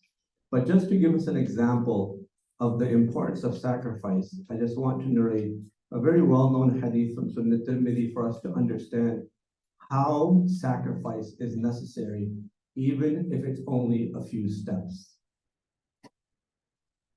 There's a very famous hadith in Tirmidhi in which Rasulullah sallallahu alaihi wasallam was once sitting in a gathering of Sahaba in Masjid al-Nabawi, and three men walked in. While Rasulullah sallallahu alaihi wasallam is giving the talk, one of them, he found a spot in the gathering and he sat down. The other one wasn't so interested maybe, so he sat at the edge, and there was a third one who was not interested at all, and he turned around and left. When Rasulullah sallallahu alaihi wasallam completed his talk, he said, let me give you the example of three people. And then he gave the example of these three people. The Sahaba didn't know those three people because they were listening to Rasulullah sallallahu alaihi wasallam. But Rasulullah sallallahu alaihi wasallam observed what had happened. So he mentioned the first person, saying that he showed a desire and a thirst for knowledge. He found a vacant spot and he occupied it. Second person, he did not show the same level of interest. He did a little bit of haya, and Allah subhanahu wa ta'ala gave him accordingly, meaning less than the first person. The third person did i'rab. In other words, he completely turned his back on Rasulullah sallallahu alaihi wasallam. Therefore, Allah subhanahu wa ta'ala did i'rab from him, turned his back on him as well. if you look at the level of sacrifice of the first two people, it's not a big difference. One was sitting maybe in the middle of the gathering, and one was sitting at the edge, right? How much of a distance was there between them? 5 feet, 10 feet, 8 feet? But you see how Allah subhanahu wa ta'ala treated them differently just on the basis of those few feet, right? Because the level of sacrifice you make is going to be is going to determine how much reward you're going to get and how much deen you're going to acquire. So the more sacrifice you make, the more you get. And the reason I brought this issue up is because we're here on a Saturday. It's a free day. We could be anywhere and everywhere.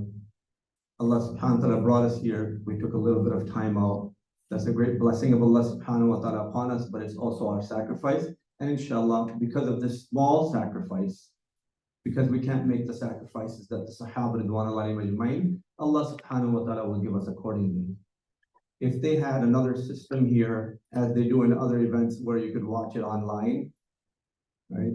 And there was somebody sitting somewhere remotely and watching the same program while there's others sitting here, who do you think would get more of the deen and benefit from that event more? The one who made the sacrifice. He got the convenience, but he didn't make the sacrifice. So he's not going to get the same benefit, acquire the blessings, the anwara that come from the gathering. So we learn two things from this: the importance of sacrifice. Number two, technology is not necessarily good for us when it comes to matters of deen. It's good for simplifying your life, okay? You don't have to be from the Amish that you can't use electric cars and you can't use gas cars and you have to bike to the masjid. But what we learn from this is that convenience is good when it comes to matters of dunya, but when it comes to matters of deen, we should be putting a little bit of effort in order to acquire something from the deen of Allah subhanahu wa ta'ala. And Allah subhanahu wa ta'ala's hands are open, saha'ul layli wal nahar, He will give us support. This is something for us to remember. Now beginning the actual point that I wanted to make, and I'll make it short. As you know, food is always after the talks, because if it's before the talks, then nobody stays for the talks. And all actions are based on intentions. Make sure the intention is for the, for sitting in the gathering and being blessed to be in the sahaba of good people. You'll get the food anyways, regardless. It's quite interesting. We live in a country where Allah subhanahu wa ta'ala has blessed us with a lot. Our fridges are full, but still people, when they come to the masjid, there's always going to be refreshment served or food or dinner served in order to bring more people in. Because otherwise people just don't have that level of connection with the deen that they have the incentive to come just for the sake of Allah and His Rasul sallallahu alaihi wasallam. This is unfortunate. Now getting to the main point. I said that before, but I'm saying it, I really mean it this time. Rasulullah sallallahu alaihi wasallam was Khatamun Nabiyyin, which means that he was the last of all the Anbiya, which means that he's a prophet for all times. So that when Rasulullah sallallahu alaihi wasallam spoke to the Sahaba ridwanullahi majma'in, he was not speaking to just those who were sitting in front of him. He was sitting and talking to us as well. He was talking to you and me. He was talking to all the generations of Muslims that have passed for the past 1400 years and the next 1400 years. He was talking to a huge audience from different time periods. This is an interesting point because what that means is that Rasulullah sallallahu alaihi wasallam had to choose his words very carefully because he knows who's sitting in front of him, but he doesn't know the people who are going to come after, where they're from, what their backgrounds are. what culture they're hailing from, how they're going to interpret his words. So he had to choose his words very carefully in order to make sure that his words get across. He does the tabligh of the risala, and it's not misinterpreted. So he had to choose his words very carefully before he spoke, because he's speaking to a worldwide audience for all times to come. And this was the sunnah of Rasulullah sallallahu alaihi wasallam, to always make sure that he was prepared for any situation. This was the sunnah of Rasulullah sallallahu alaihi wasallam, to always look ahead of time, because he knew that what I'm going to say doesn't stand for the people who are sitting in front of him. It stands for the people who are going to be coming even centuries later. So the sunnah of Rasulullah sallallahu alaihi wasallam that we learn from this is that you never ever make a decision about deen unless you're thinking 20 miles ahead, 20 years ahead, 30 years ahead. So unfortunately, the problem in our time is we only think about, when we make decisions about deen, we think about the here and now. What benefit are we going to get from this decision that we're making now? And because of that, we sometimes walk these slippery slopes because we're trying to get more people in. We see that there's people on the borders of the deen, and we want to make deen more accessible and easier for them sometimes. We want to bring them in, and we have a pure intention. Of course, we want people to come into the deen. We want people to come back to the masjid. There's people who live in the community, have never been to the masjid their whole life, want to bring them in. So we employ sometimes certain strategies to bring them in.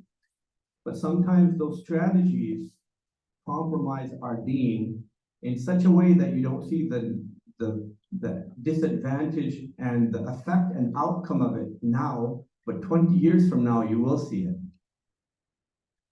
Right? A good example of this, Muhammadin and me were talking on our way from the airport, and he said that if you look at the Muslims when they were a minority in, for example, South America, and there was large groups of Arabs that landed in certain parts of South America. In fact, even Lebanese that were in Alberta, okay? And you'll find many examples of this, where Muslim minorities in different parts of the world, even North America and South America, during the early 20s, 30s, 40s, who landed and then they settled down there, and then they had children, and first generation, second generation, third generation. Now the Muslim community is huge, and Jamaat brothers come along and they visit, because as they look through the directory, they say the names of Muhammad, Umar, and so on and so forth. So they come here, and the door is open, and this brother's name is Umar, but he's not a Muslim, he's a Catholic. And he's a third generation Muslim. So his name still stays, but his Iman is gone. When we say Muslim identity, we're not referring to the name, we're referring to the Iman. Right? So when we're thinking 20 years from now, we should be thinking, will our children only have the name Umar, or the Iman will be in their hearts as well? Or is it going to be 50 years from now, 60 years from now, my grandchildren or great-grandchildren, when somebody knocks on their door and says to them, come to the masjid, they'll say, what are you talking about? What's the masjid? But your name is Umar. Yeah. My great-grandfather's name was Muhammad, and he was a Muslim. This happened with the slaves that came here. Right? It happened with many Muslim minority groups, as I mentioned, that landed in different parts of North and South America. And they all dissolved. They all assimilated into the people around them, and they're gone. Some of them, the names remain on the directories, and that's about it. And the reason why they failed was because they were not thinking 20 years ahead of time. My father had a very close friend who at one point in time was one of the presidents of ISNA. His name was Ilyas Bayunis. Ilyas Bayunis is a sociologist by profession. He was doing his PhD in the 1960s. And the thesis for his PhD was a study of Muslim communities in North America. He basically traveled, and we're talking 60s when there's none of us was here. He traveled from the East Coast all the way to the West Coast, going through big cities, towns, villages. And as he crossed through, he stopped in a place in Ohio. I forgot the name of the town. And he found in the directory a group of names that were Muslim. Contacted them. They said, please come to our masjid. They came to the masjid. And it was a big masjid. And it was time for salah. He went in, and there was 3 men there, all in their 70s and 80s.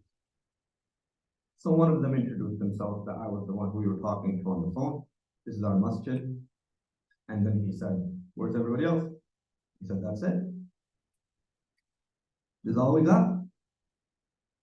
This is all we got. Your children are gone. So they prayed salah, and they had a little event after that. 3 people and their families, wives, and 1 or 2 children. And after that, they talked, and he basically explained to them his reason for being there and asked them questions. After he was done, he was ready to leave. One of the men grabbed him by the shoulder and he said, listen to me. Your job is over now. Let me tell you what I want to say. Okay. If you want, as a Muslim, to keep your Muslim identity here as a minority in North America, there's only one way to do it. Don't build masajid. Build madaris. Build Islamic schools. Because the only way your next generation is going to survive is through Islamic schools. We made the mistake of building masajid, but we never built Islamic school. All our children went to public school. Look what's happening now. We're gone. I can't call out to my children because my children don't know me anymore. Because they're raised in the public school. They weren't raised at home. And this is a big problem we see even now. Children are raised mostly in public schools when they go to public school. And by the time they're 14, 15, 16 years of age, and they've become a little bit more independent and they can speak for themselves and think for themselves, when the parents tell them to do something, they don't see eye to eye on anything. Anything. Why? Because the parents didn't think 20 years down the line. What do we mean by 20 years down the line? That the decision I'm going to make now, how is it going to affect my child later? Right? Now, if the child who's 16 is behaving and acting like this right now, what's going to happen to his child? That's it. Deen is gone. So these little events that we hold are actually invaluable because these are the cohesion of the community. This is what keeps our community together. This is what keeps our identity long-lasting, in fact, everlasting. If you don't have these, where you're doing hifz programs, you're doing ilm programs, the whole purpose of this is not necessarily just the hifz and just the ilm. The purpose is to identify as Muslims, to have the proper knowledge, to have the proper deen, as Brother Muhammad mentioned, very good point, is having the proper sohbah, having the scholars there who are above you, who mentor you, take care of you, guide you in the right direction. When you have questions, and we have tons of questions, especially now, we have tons of questions, right? Especially with all the fitna out there and people going to YouTube, and there's all these priests of, atheist priests that are teaching so many things and people are watching it. Our kids are watching it. and we give them unbridled, access to this stuff, right? And now those kids have those questions, where do they go?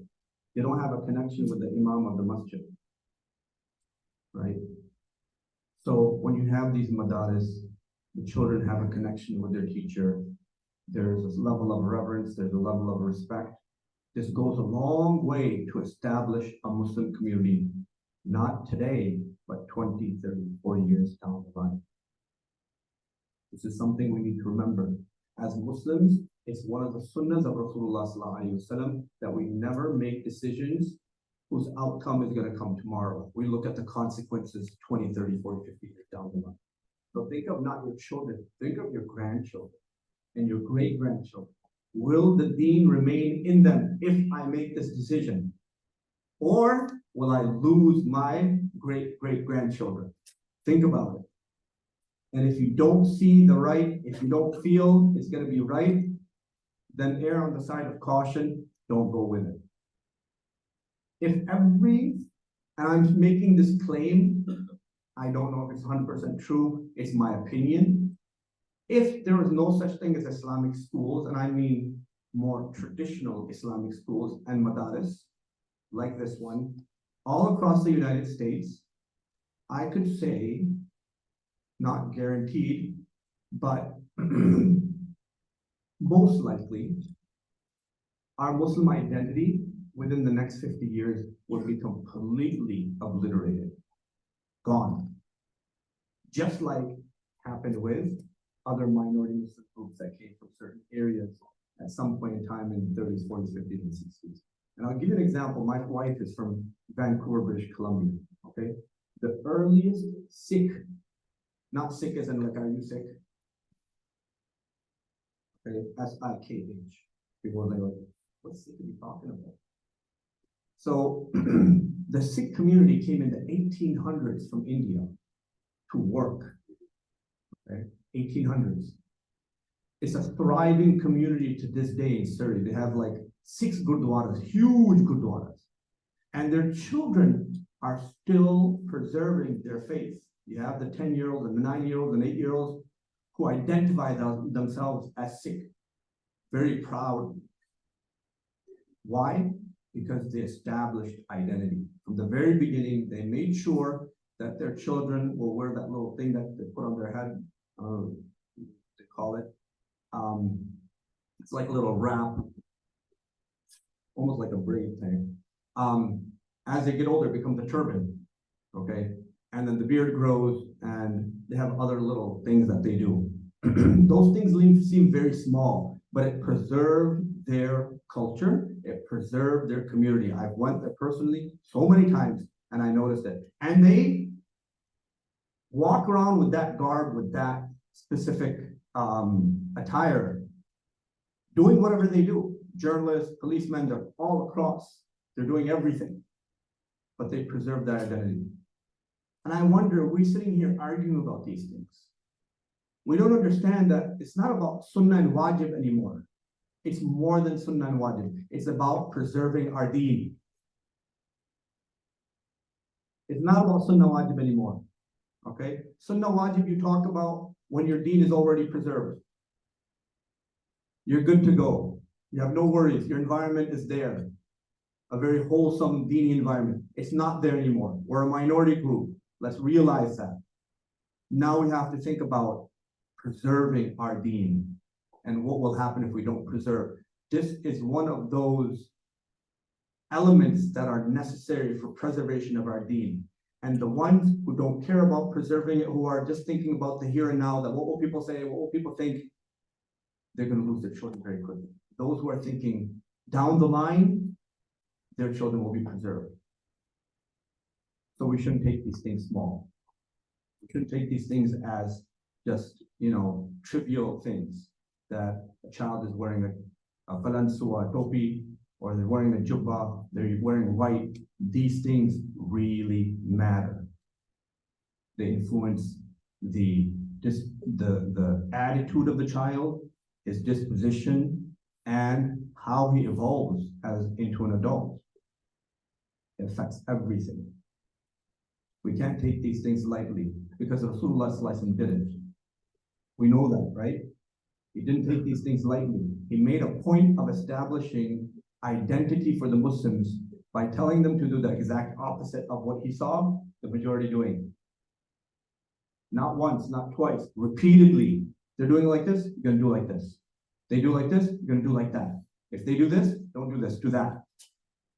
And he constantly instructed them to change their way and make it completely polar opposite of what the majority was doing, only because he wanted to establish a new identity for Muslims and to preserve the deen.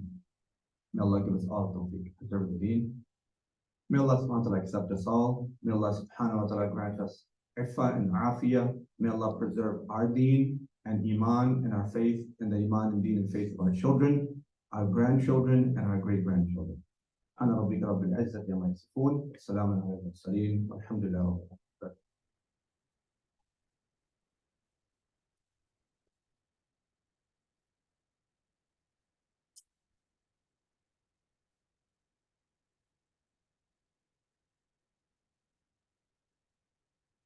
Jazakallah khair. We make dua, may Allah subhanahu wa ta'ala allow us to properly understand this, and may Allah subhanahu wa ta'ala preserve us.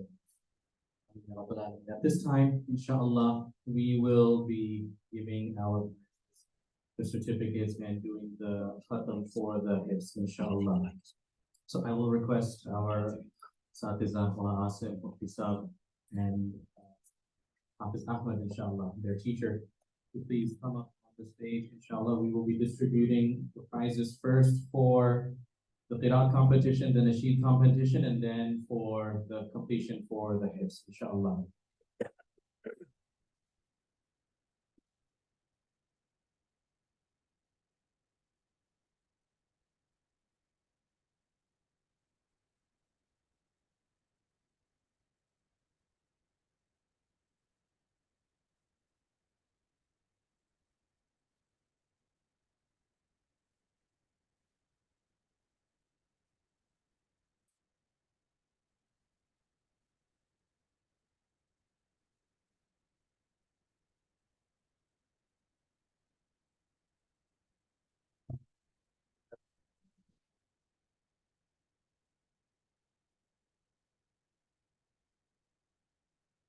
So we're going to be distributing the prizes first for the competitions, then for the students who completed their JIS tests. Inshallah, maybe we'll maybe for the trophies and the certificates.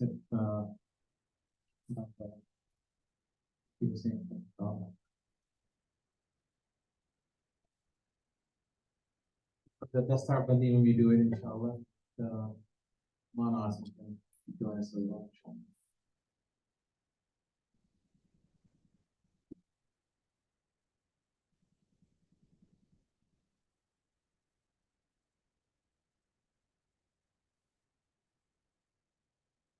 Okay, so inshallah, for our Qiraat competition, second place, also completing his hifz today, mashallah, Hafiz Jasim Amin. And first place, Tahir Javed. Takbir. Come up on stage, inshallah. Takbir. Takbir. So this is for the Qiraat competition. Second place, Hafiz Jasim Amin, and first place, Tahir Javed.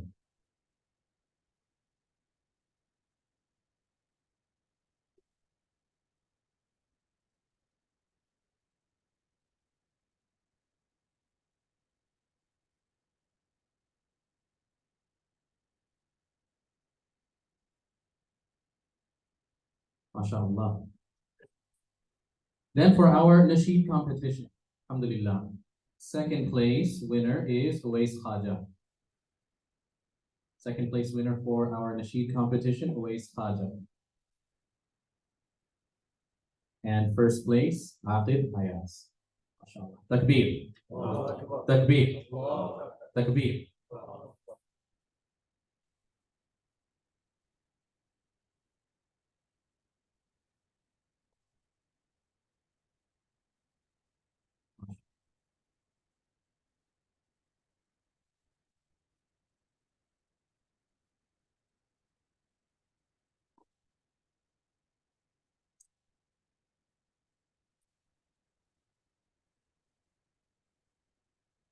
Okay, so next we have our certificates for the students completing 10 juz, 20 juz, and those who completed all 30 juz.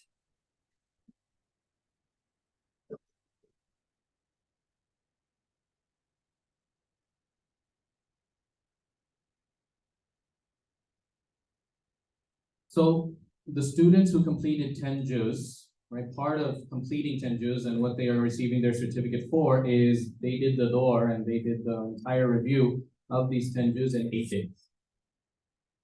Right, so this is a certificate for those students who completed 10 juz and they recited these 10 juz from memory, from hips, in 8 days. First we have Faiz Shekhan. MashaAllah. Takbir.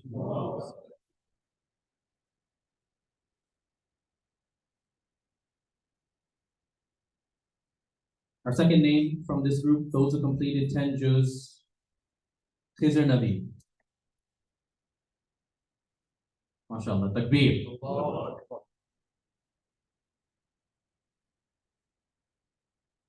Next, from this group of those who completed their 10th juz test, Hashir Ayaz.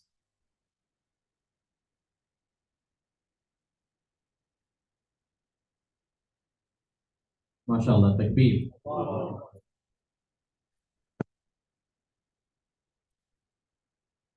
Next, from this group of students who completed their 10 juz test, Tahir Javed.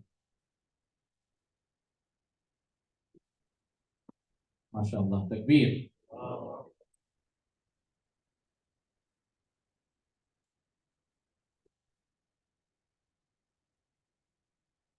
And finally, from the group of students who completed their 10 juz and reviewed it completely in 8 days, Zakaria Malik.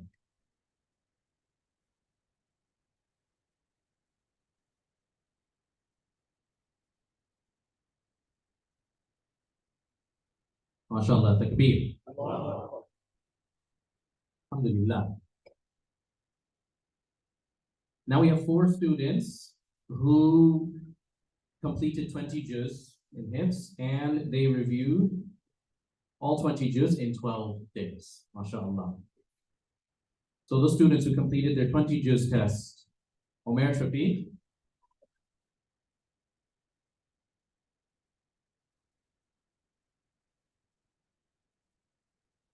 MashaAllah. Takbir.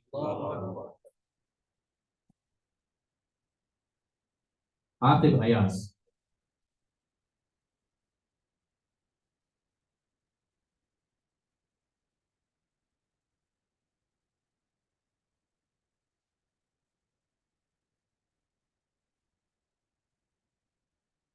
Hafiz Jasim Amin. MashaAllah. Takbir.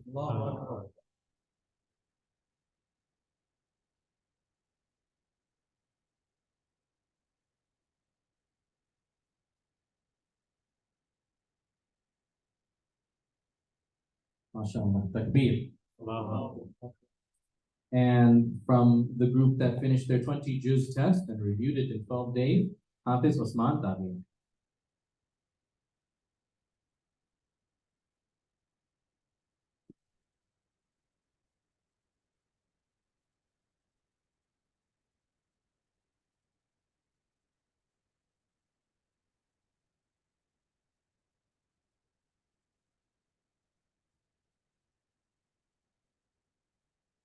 And so now, alhamdulillah, we have 3 students completing their hifz this year. Inshallah, we may go Allah subhanahu wa ta'ala accept. Inshallah, before we continue, I would request Mufti Saab, Maulana Asim Saab, and Hafiz Ahmad Saab, their teacher, to inshallah join us and present the Star Fadila for completing hifz, inshallah, the Amama Bandi. And also the sisters, if I can request the mothers of the huffaz, inshallah, please present themselves on the stage in front of the sisters gathering, inshallah, to be recognized and to be honored. We may do Allah subhanahu wa ta'ala accept. So first, we have Hafiz Usman Dad. Takbir.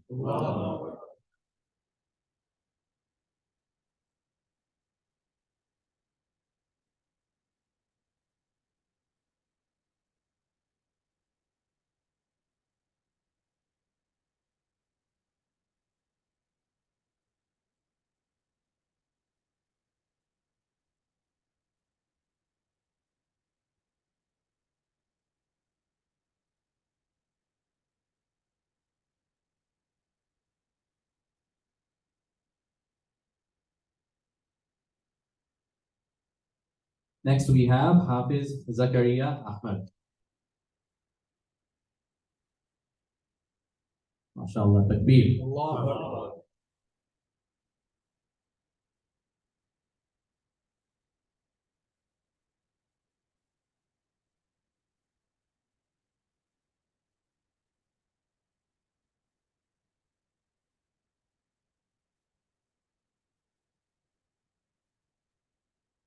MashaAllah, takbir.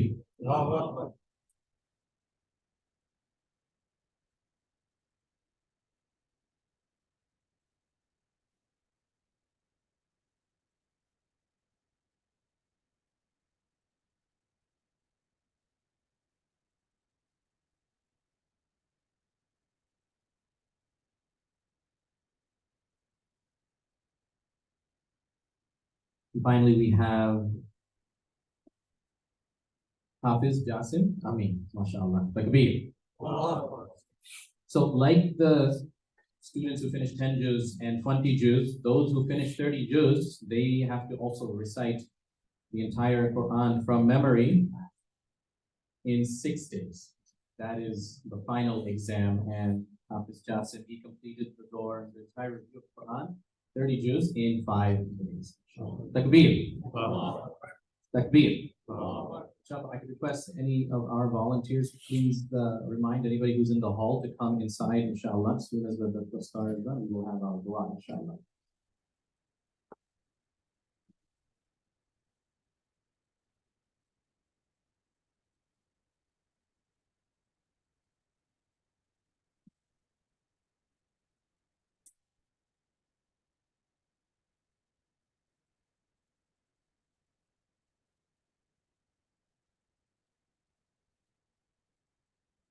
Takbir. Takbir. Takbir. Inshallah, at this time, I will request Mufti Hussain Saab and Damat Barakatuh, may Allah subhanahu wa ta'ala preserve him in afiyah, to inshallah share some closing words and make the dua for our gathering and for our ceremony this afternoon. Inshallah, for those of us who may be unaware, how on earth could we be unaware? Inshallah, may Allah subhanahu wa ta'ala allow us to benefit from all of our mashayikh. He was born in the city of Badr, the famous city of Badr. The greatest people of this ummah are those Sahaba radiallahu anhum who were present in the Battle of Badr. He has spent time in the company of Allama Sahban Mahmud from Darul Karachi, rahmahullah, Usmani, Damat Barakatuh, and also he has been in the Suhbah of Mufti Mahmud al-Hasan al-Ummah, rahimahullah, and Mufti Ahmad Khan Puri, may Allah subhanahu wa ta'ala preserve him, preserve all of our mashayikh, inshallah. For so many years, he has been serving students of the Darul al-Madaniya in Buffalo, Canada, Chatham, Ontario, inshallah. We make dua Allah subhanahu wa ta'ala preserve him and keep his shadow over us, and allow us to all to benefit from him, and specifically the legacy of Hazrat Shaykh Dr. Ismail. May Allah subhanahu wa ta'ala fill his grave with nur for many, many years and many, many generations to come. Inshallah, request everybody, inshallah, to please, inshallah, say Ameen, pay attention, and inshallah, join us in the dua.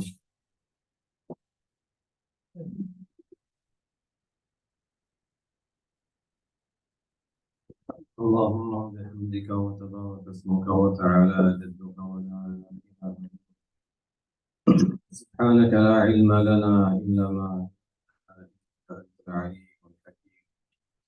سبحان الله وبحمده عدد خلقه ورضا نفسه وزنة عرشه ومداد كلماته. اللهم لك الحمد حمدا دائما مع دوامك، ولك الحمد حمدا خالدا مع خلودك، ولك الحمد حمدا دائما لا منتهى له دون مشيئتك، ولك الحمد حمدا لا يريد صاحبه إلا رضاك، ولك الحمد عند كل طرفة عين وتنفس كل نفس. اللهم لك الحمد كله ولك الشكر كله وإليك يرجع الأمر كله. نسألك من الخير كله ونعوذ بك من الشر كله. اللهم لا نحصي ثناء عليك أنت كما أثنيت على نفسك. اللهم صل على سيدنا ونبينا ومولانا محمد وعلى آل سيدنا ونبينا ومولانا محمد كما صليت على سيدنا إبراهيم وعلى آل سيدنا إبراهيم إنك حميد مجيد. اللهم بارك على سيدنا ونبينا ومولانا محمد وعلى آل سيدنا ونبينا ومولانا محمد كما باركت على سيدنا إبراهيم وعلى آل سيدنا إبراهيم إنك حميد مجيد. جزا الله عنا سيدنا ونبينا ومولانا محمدا صلى الله عليه وسلم بما هو أهله. اللهم صل على سيدنا محمد وعلى آل سيدنا محمد عدد خلقك ورضا نفسك وزنة عرشك ومداد كلماتك، كلما ذكره الذاكرون وكلما غفل عن ذكره الغافلون. اللهم ربنا آتنا في الدنيا حسنة وفي الآخرة حسنة وقنا عذاب النار. ربنا ظلمنا أنفسنا وإن لم تغفر لنا وترحمنا لنكونن من الخاسرين. ربنا اغفر لنا ذنوبنا وكفر عنا سيئاتنا وتوفنا مع الأبرار. ربنا اغفر لنا ذنوبنا وإسرافنا في أمرنا وثبت أقدامنا وانصرنا على القوم الكافرين. ربنا اغفر لنا ولإخواننا الذين سبقونا بالإيمان ولا تجعل في قلوبنا غلا للذين آمنوا ربنا إنك رؤوف رحيم. اللهم إنك عفو كريم تحب العفو فاعف عنا. اللهم إنك عفو كريم تحب العفو فاعف عنا. اللهم إنك عفو كريم تحب العفو فاعف عنا. اللهم مغفرتك أوسع من ذنوبنا ورحمتك أرجى عندنا من أعمالنا. اللهم حبب إلينا الإيمان وزينه في قلوبنا وكره إلينا الكفر والفسوق والعصيان واجعلنا من الراشدين. اللهم أعط نفوسنا تقواها وزكها أنت خير من زكاها أنت وليها ومولاها. اللهم طهر قلوبنا من النفاق وأعمالنا من الرياء وألسنتنا من الكذب وأعيننا من الخيانة، فإنك تعلم خائنة الأعين وما تخفي الصدور. لا إله إلا الله الحليم الكريم. سبحان الله رب العرش العظيم. الحمد لله رب العالمين. نسألك موجبات رحمتك وعزائم مغفرتك والغنيمة من كل بر والسلامة من كل إثم. لا تدع لنا ذنبا إلا غفرته ولا هما إلا فرجته ولا ضرا إلا كشفته ولا حاجة هي لك رضا إلا قضيتها ويسرتها برحمتك يا أرحم الراحمين. اللهم رب ارحمهما كما ربياني صغيرا. رب ارحمهما كما ربياني صغيرا.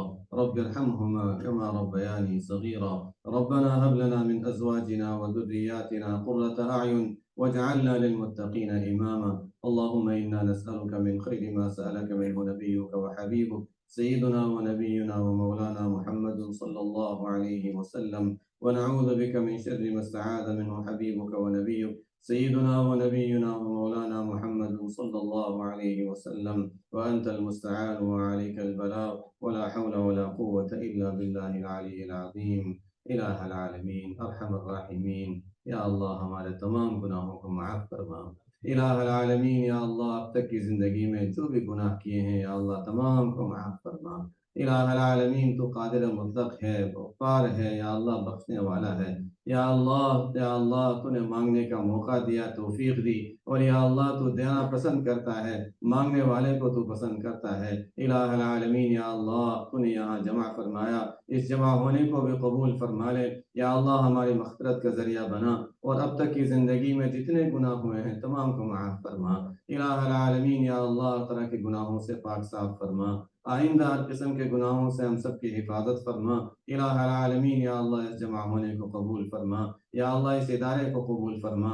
या अल्लाह इस इदारे की खिदमत को, खिदमत करने वालों को कबूल फरमा।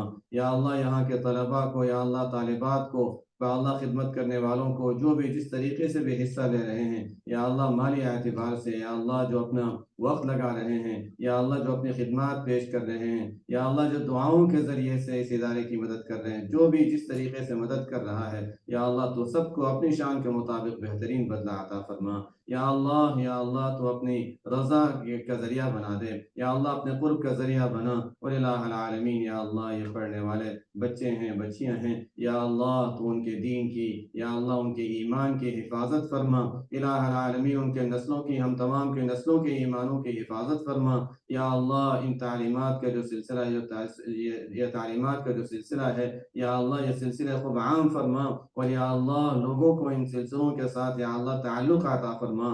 یا اللہ ہمیں صحیح سمجھ عطا فرما، یا اللہ اس امت کو صحیح سمجھ عطا فرما کہ ان اداروں سے ہم اپنے آپ کو جوڑیں، ان اداروں سے اپنے بچوں کو جوڑیں، اور یا اللہ اپنے دین اور ایمان کی یا اللہ حفاظت کا جو ذریعہ یا اللہ تو نے ان ملکوں میں یا اللہ عام فرمایا ہے اس سے فائدہ اٹھانے کی پوری امت کو توفیق عطا فرما الہ العالمین۔ یا اللہ اس یہاں کی خدمات کو خوب یا اللہ ان میں خوب برکت عطا فرما، اور یا اللہ امت کی یا اللہ دین کے حفاظت کا اور ایمان کے حفاظت کا ذریعہ بنا لے، یا اللہ فتنوں سے حفاظت کا ذریعہ بنا الہ العالمین، ہر طرح کے فتنوں سے، خاص طور پہ دجالی فتنوں سے، اور یا اللہ جو فتنے ہر طرح کے یا اللہ ہر طرف سے حملہ کر رہے ہیں، یا اللہ ان فتنوں سے ہمارے بڑوں کی، چھوٹوں کی، ہماری نسلوں کی سب کی حفاظت فرما الہ العالمین۔ ہم پر جو ذمہ داریاں اس وقت میں ہم پر جو ذمہ داریاں ہیں یا اللہ ایک مقتدا یا اللہ ایک والد ہونے کی حیثیت سے، یا اللہ والدین ہونے کی حیثیت سے،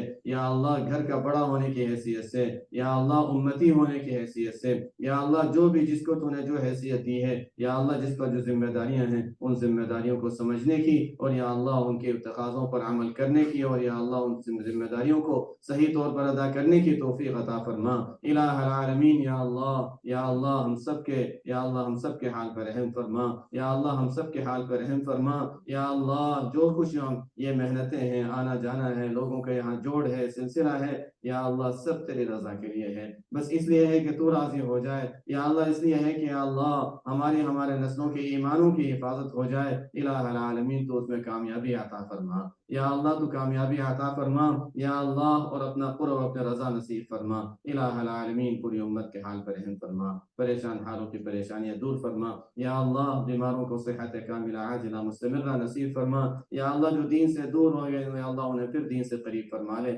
یا اللہ جن کی اولاد نافرمان ہے یا اللہ والدین کا فرما بردار اور آنکھوں کی ٹھنڈک بنا دے الہ العالمین، جن کے یہاں جو پریشانیاں ہیں پریشانیاں دور فرما، یا اللہ مظلوموں کی مدد فرما، یا اللہ مظلوموں کی مدد فرما الہ العالمین، مظلوموں کی مدد فرما الہ العالمین، جو بھی جس قسم کی پریشانی میں ہے ہر طرح کی پریشانیاں دور فرما الہ العالمین۔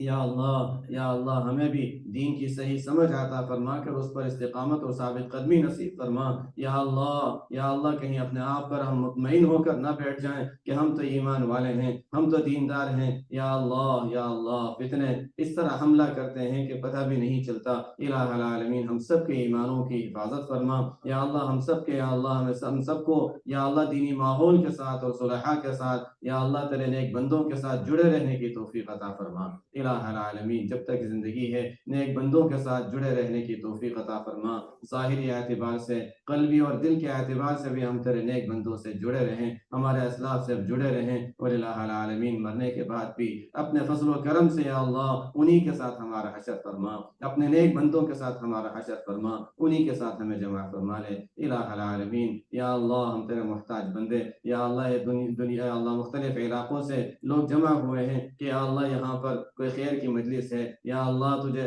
یا راضی کرنے والے کچھ اعمال ہوں گے، تیری محبت کے لیے تیری رضا کے لیے کچھ لوگ جمع ہوں گے، یا اللہ اس امید میں لوگ آ گئے ہیں، یا اللہ تو بڑا دینے والا ہے، کسی کو بھی خالی ہاتھ نہ لوٹا، جو بھی آئے ہیں یا اللہ اپنی رحمتوں میں ڈھانپ لے، یا اللہ اپنی رضا نصیب فرما، اور یا اللہ سب کے لیے ایمان اور یا اللہ ایمان پر پختگی کا فیصلہ فرما لے، اپنی رضا کا فیصلہ فرما لے، کسی کو بھی محروم نہ فرما، یا اللہ کسی دنیا کے حرص میں یہاں نہیں آئے، صرف تیری رضا کے لیے آئے ہیں، یا اللہ اور تجھ سے پوری امید ہے، یا اللہ تیرے بارے میں یہ پوری امید اور یقین ہے کہ اللہ تو یا اللہ جو امید ہے اس کو پورا کرتا ہے، یا اللہ سب کی امیدیں پوری فرما، یا اللہ دنیاوی حاجتیں بھی پوری فرما، اور یا اللہ دینی لحاظ سے بھی ہم سب کی حفاظت فرما، اور یا اللہ اس پر پختگی نصیب فرما، اعمال میں جو ہم کوششیں کرتے ہیں اس پر بھی پختگی نصیب فرما، اعمال صالحہ کے ساتھ ہمیں جوڑ دے، اور گناہوں سے یا اللہ پوری طرح ہمیں دوری اور نفرت عطا فرما الہ العالمین۔ یا اللہ ہمارے اساتذہ، ہمارے مشائخ، ہمارے والدین، ہمارے مربی، ہمارے جو بھی محسنین ہیں سب کو ہماری دعاؤں میں شامل فرما، الہ العالمین اس ادارے کو خوب ترقیات عطا فرما کر یا اللہ ہم سب کے لیے یا اللہ اس جمع ہونے کی برکت سے ہم سب کے لیے اسے صدقہ جاریہ بنا کر یا اللہ امت کی دین کی اور نسلوں کے دین کی حفاظت کا ذریعہ بنا دے इलाह आलमीन या अल्लाह जो कुछ भी मांगा या अल्लाह नबी करीम सल्लल्लाहु अलैहि वसल्लम ने जो खैर मांगी वो खैर हमें और पूरी उम्मत की नसीब फरमा। नबी करीम सल्लल्लाहु अलैहि वसल्लम ने जिन शुरूर व फितन से पनाह मांगी उन तमाम शुरूर व फितन से हमारी और पूरी उम्मत की हिफाजत फरमा। रब्बना तक़ब्बल मिन्ना इन्नका अंतस समीउल अलीम व तुब अलैना इन्नका अंतत तव्वाबुर रहीम व सल्लल्लाहु तआला अला खैरि खल्क़ि सय्यिदिना व नबियिना व मौलाना मुहम्मद व अला आलिहि व सहबिहि अजमईन برحمتك يا أرحم الراحمين.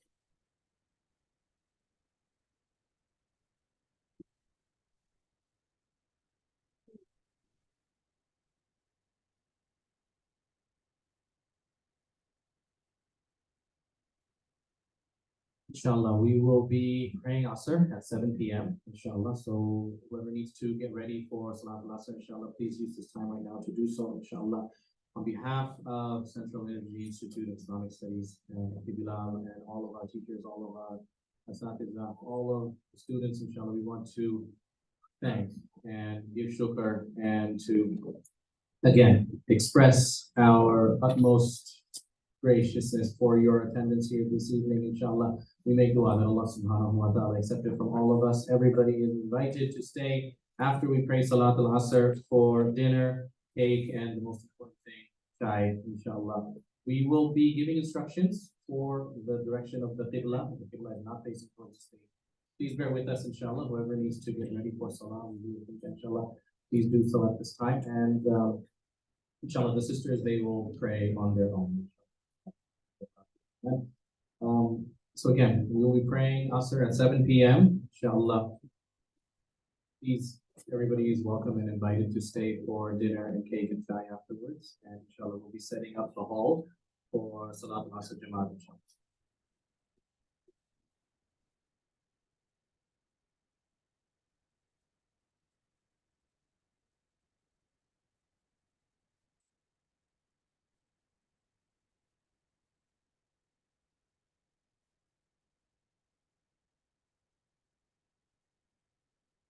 So again, the Qibla is not the direction that the maps are laid out. The volunteers will show you it's a little bit off to the left, away from the direction of the stage, inshallah.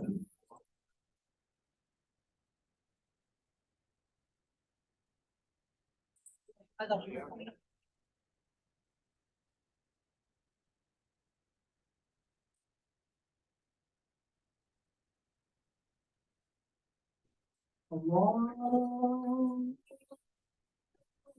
Akbar, Allah Akbar.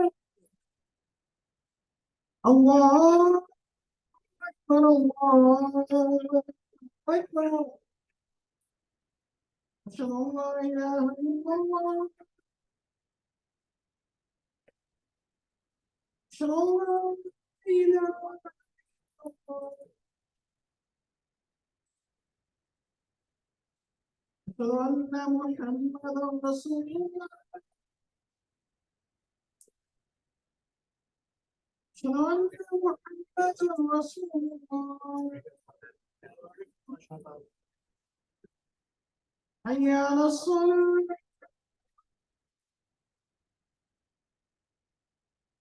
حي على الصلاة حي على الفلاح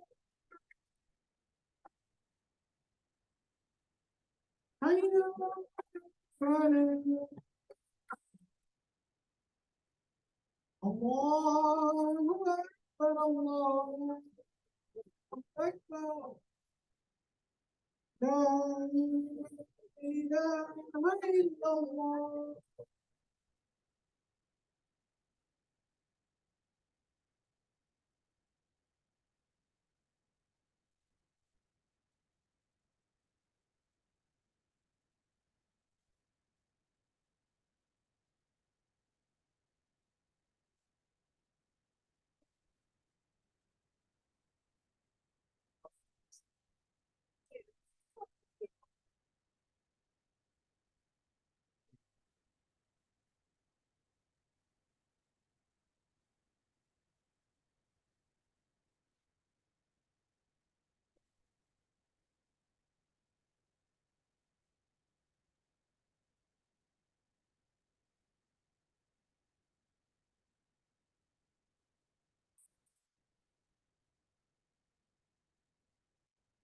inshallah, we can string the rows and be ready.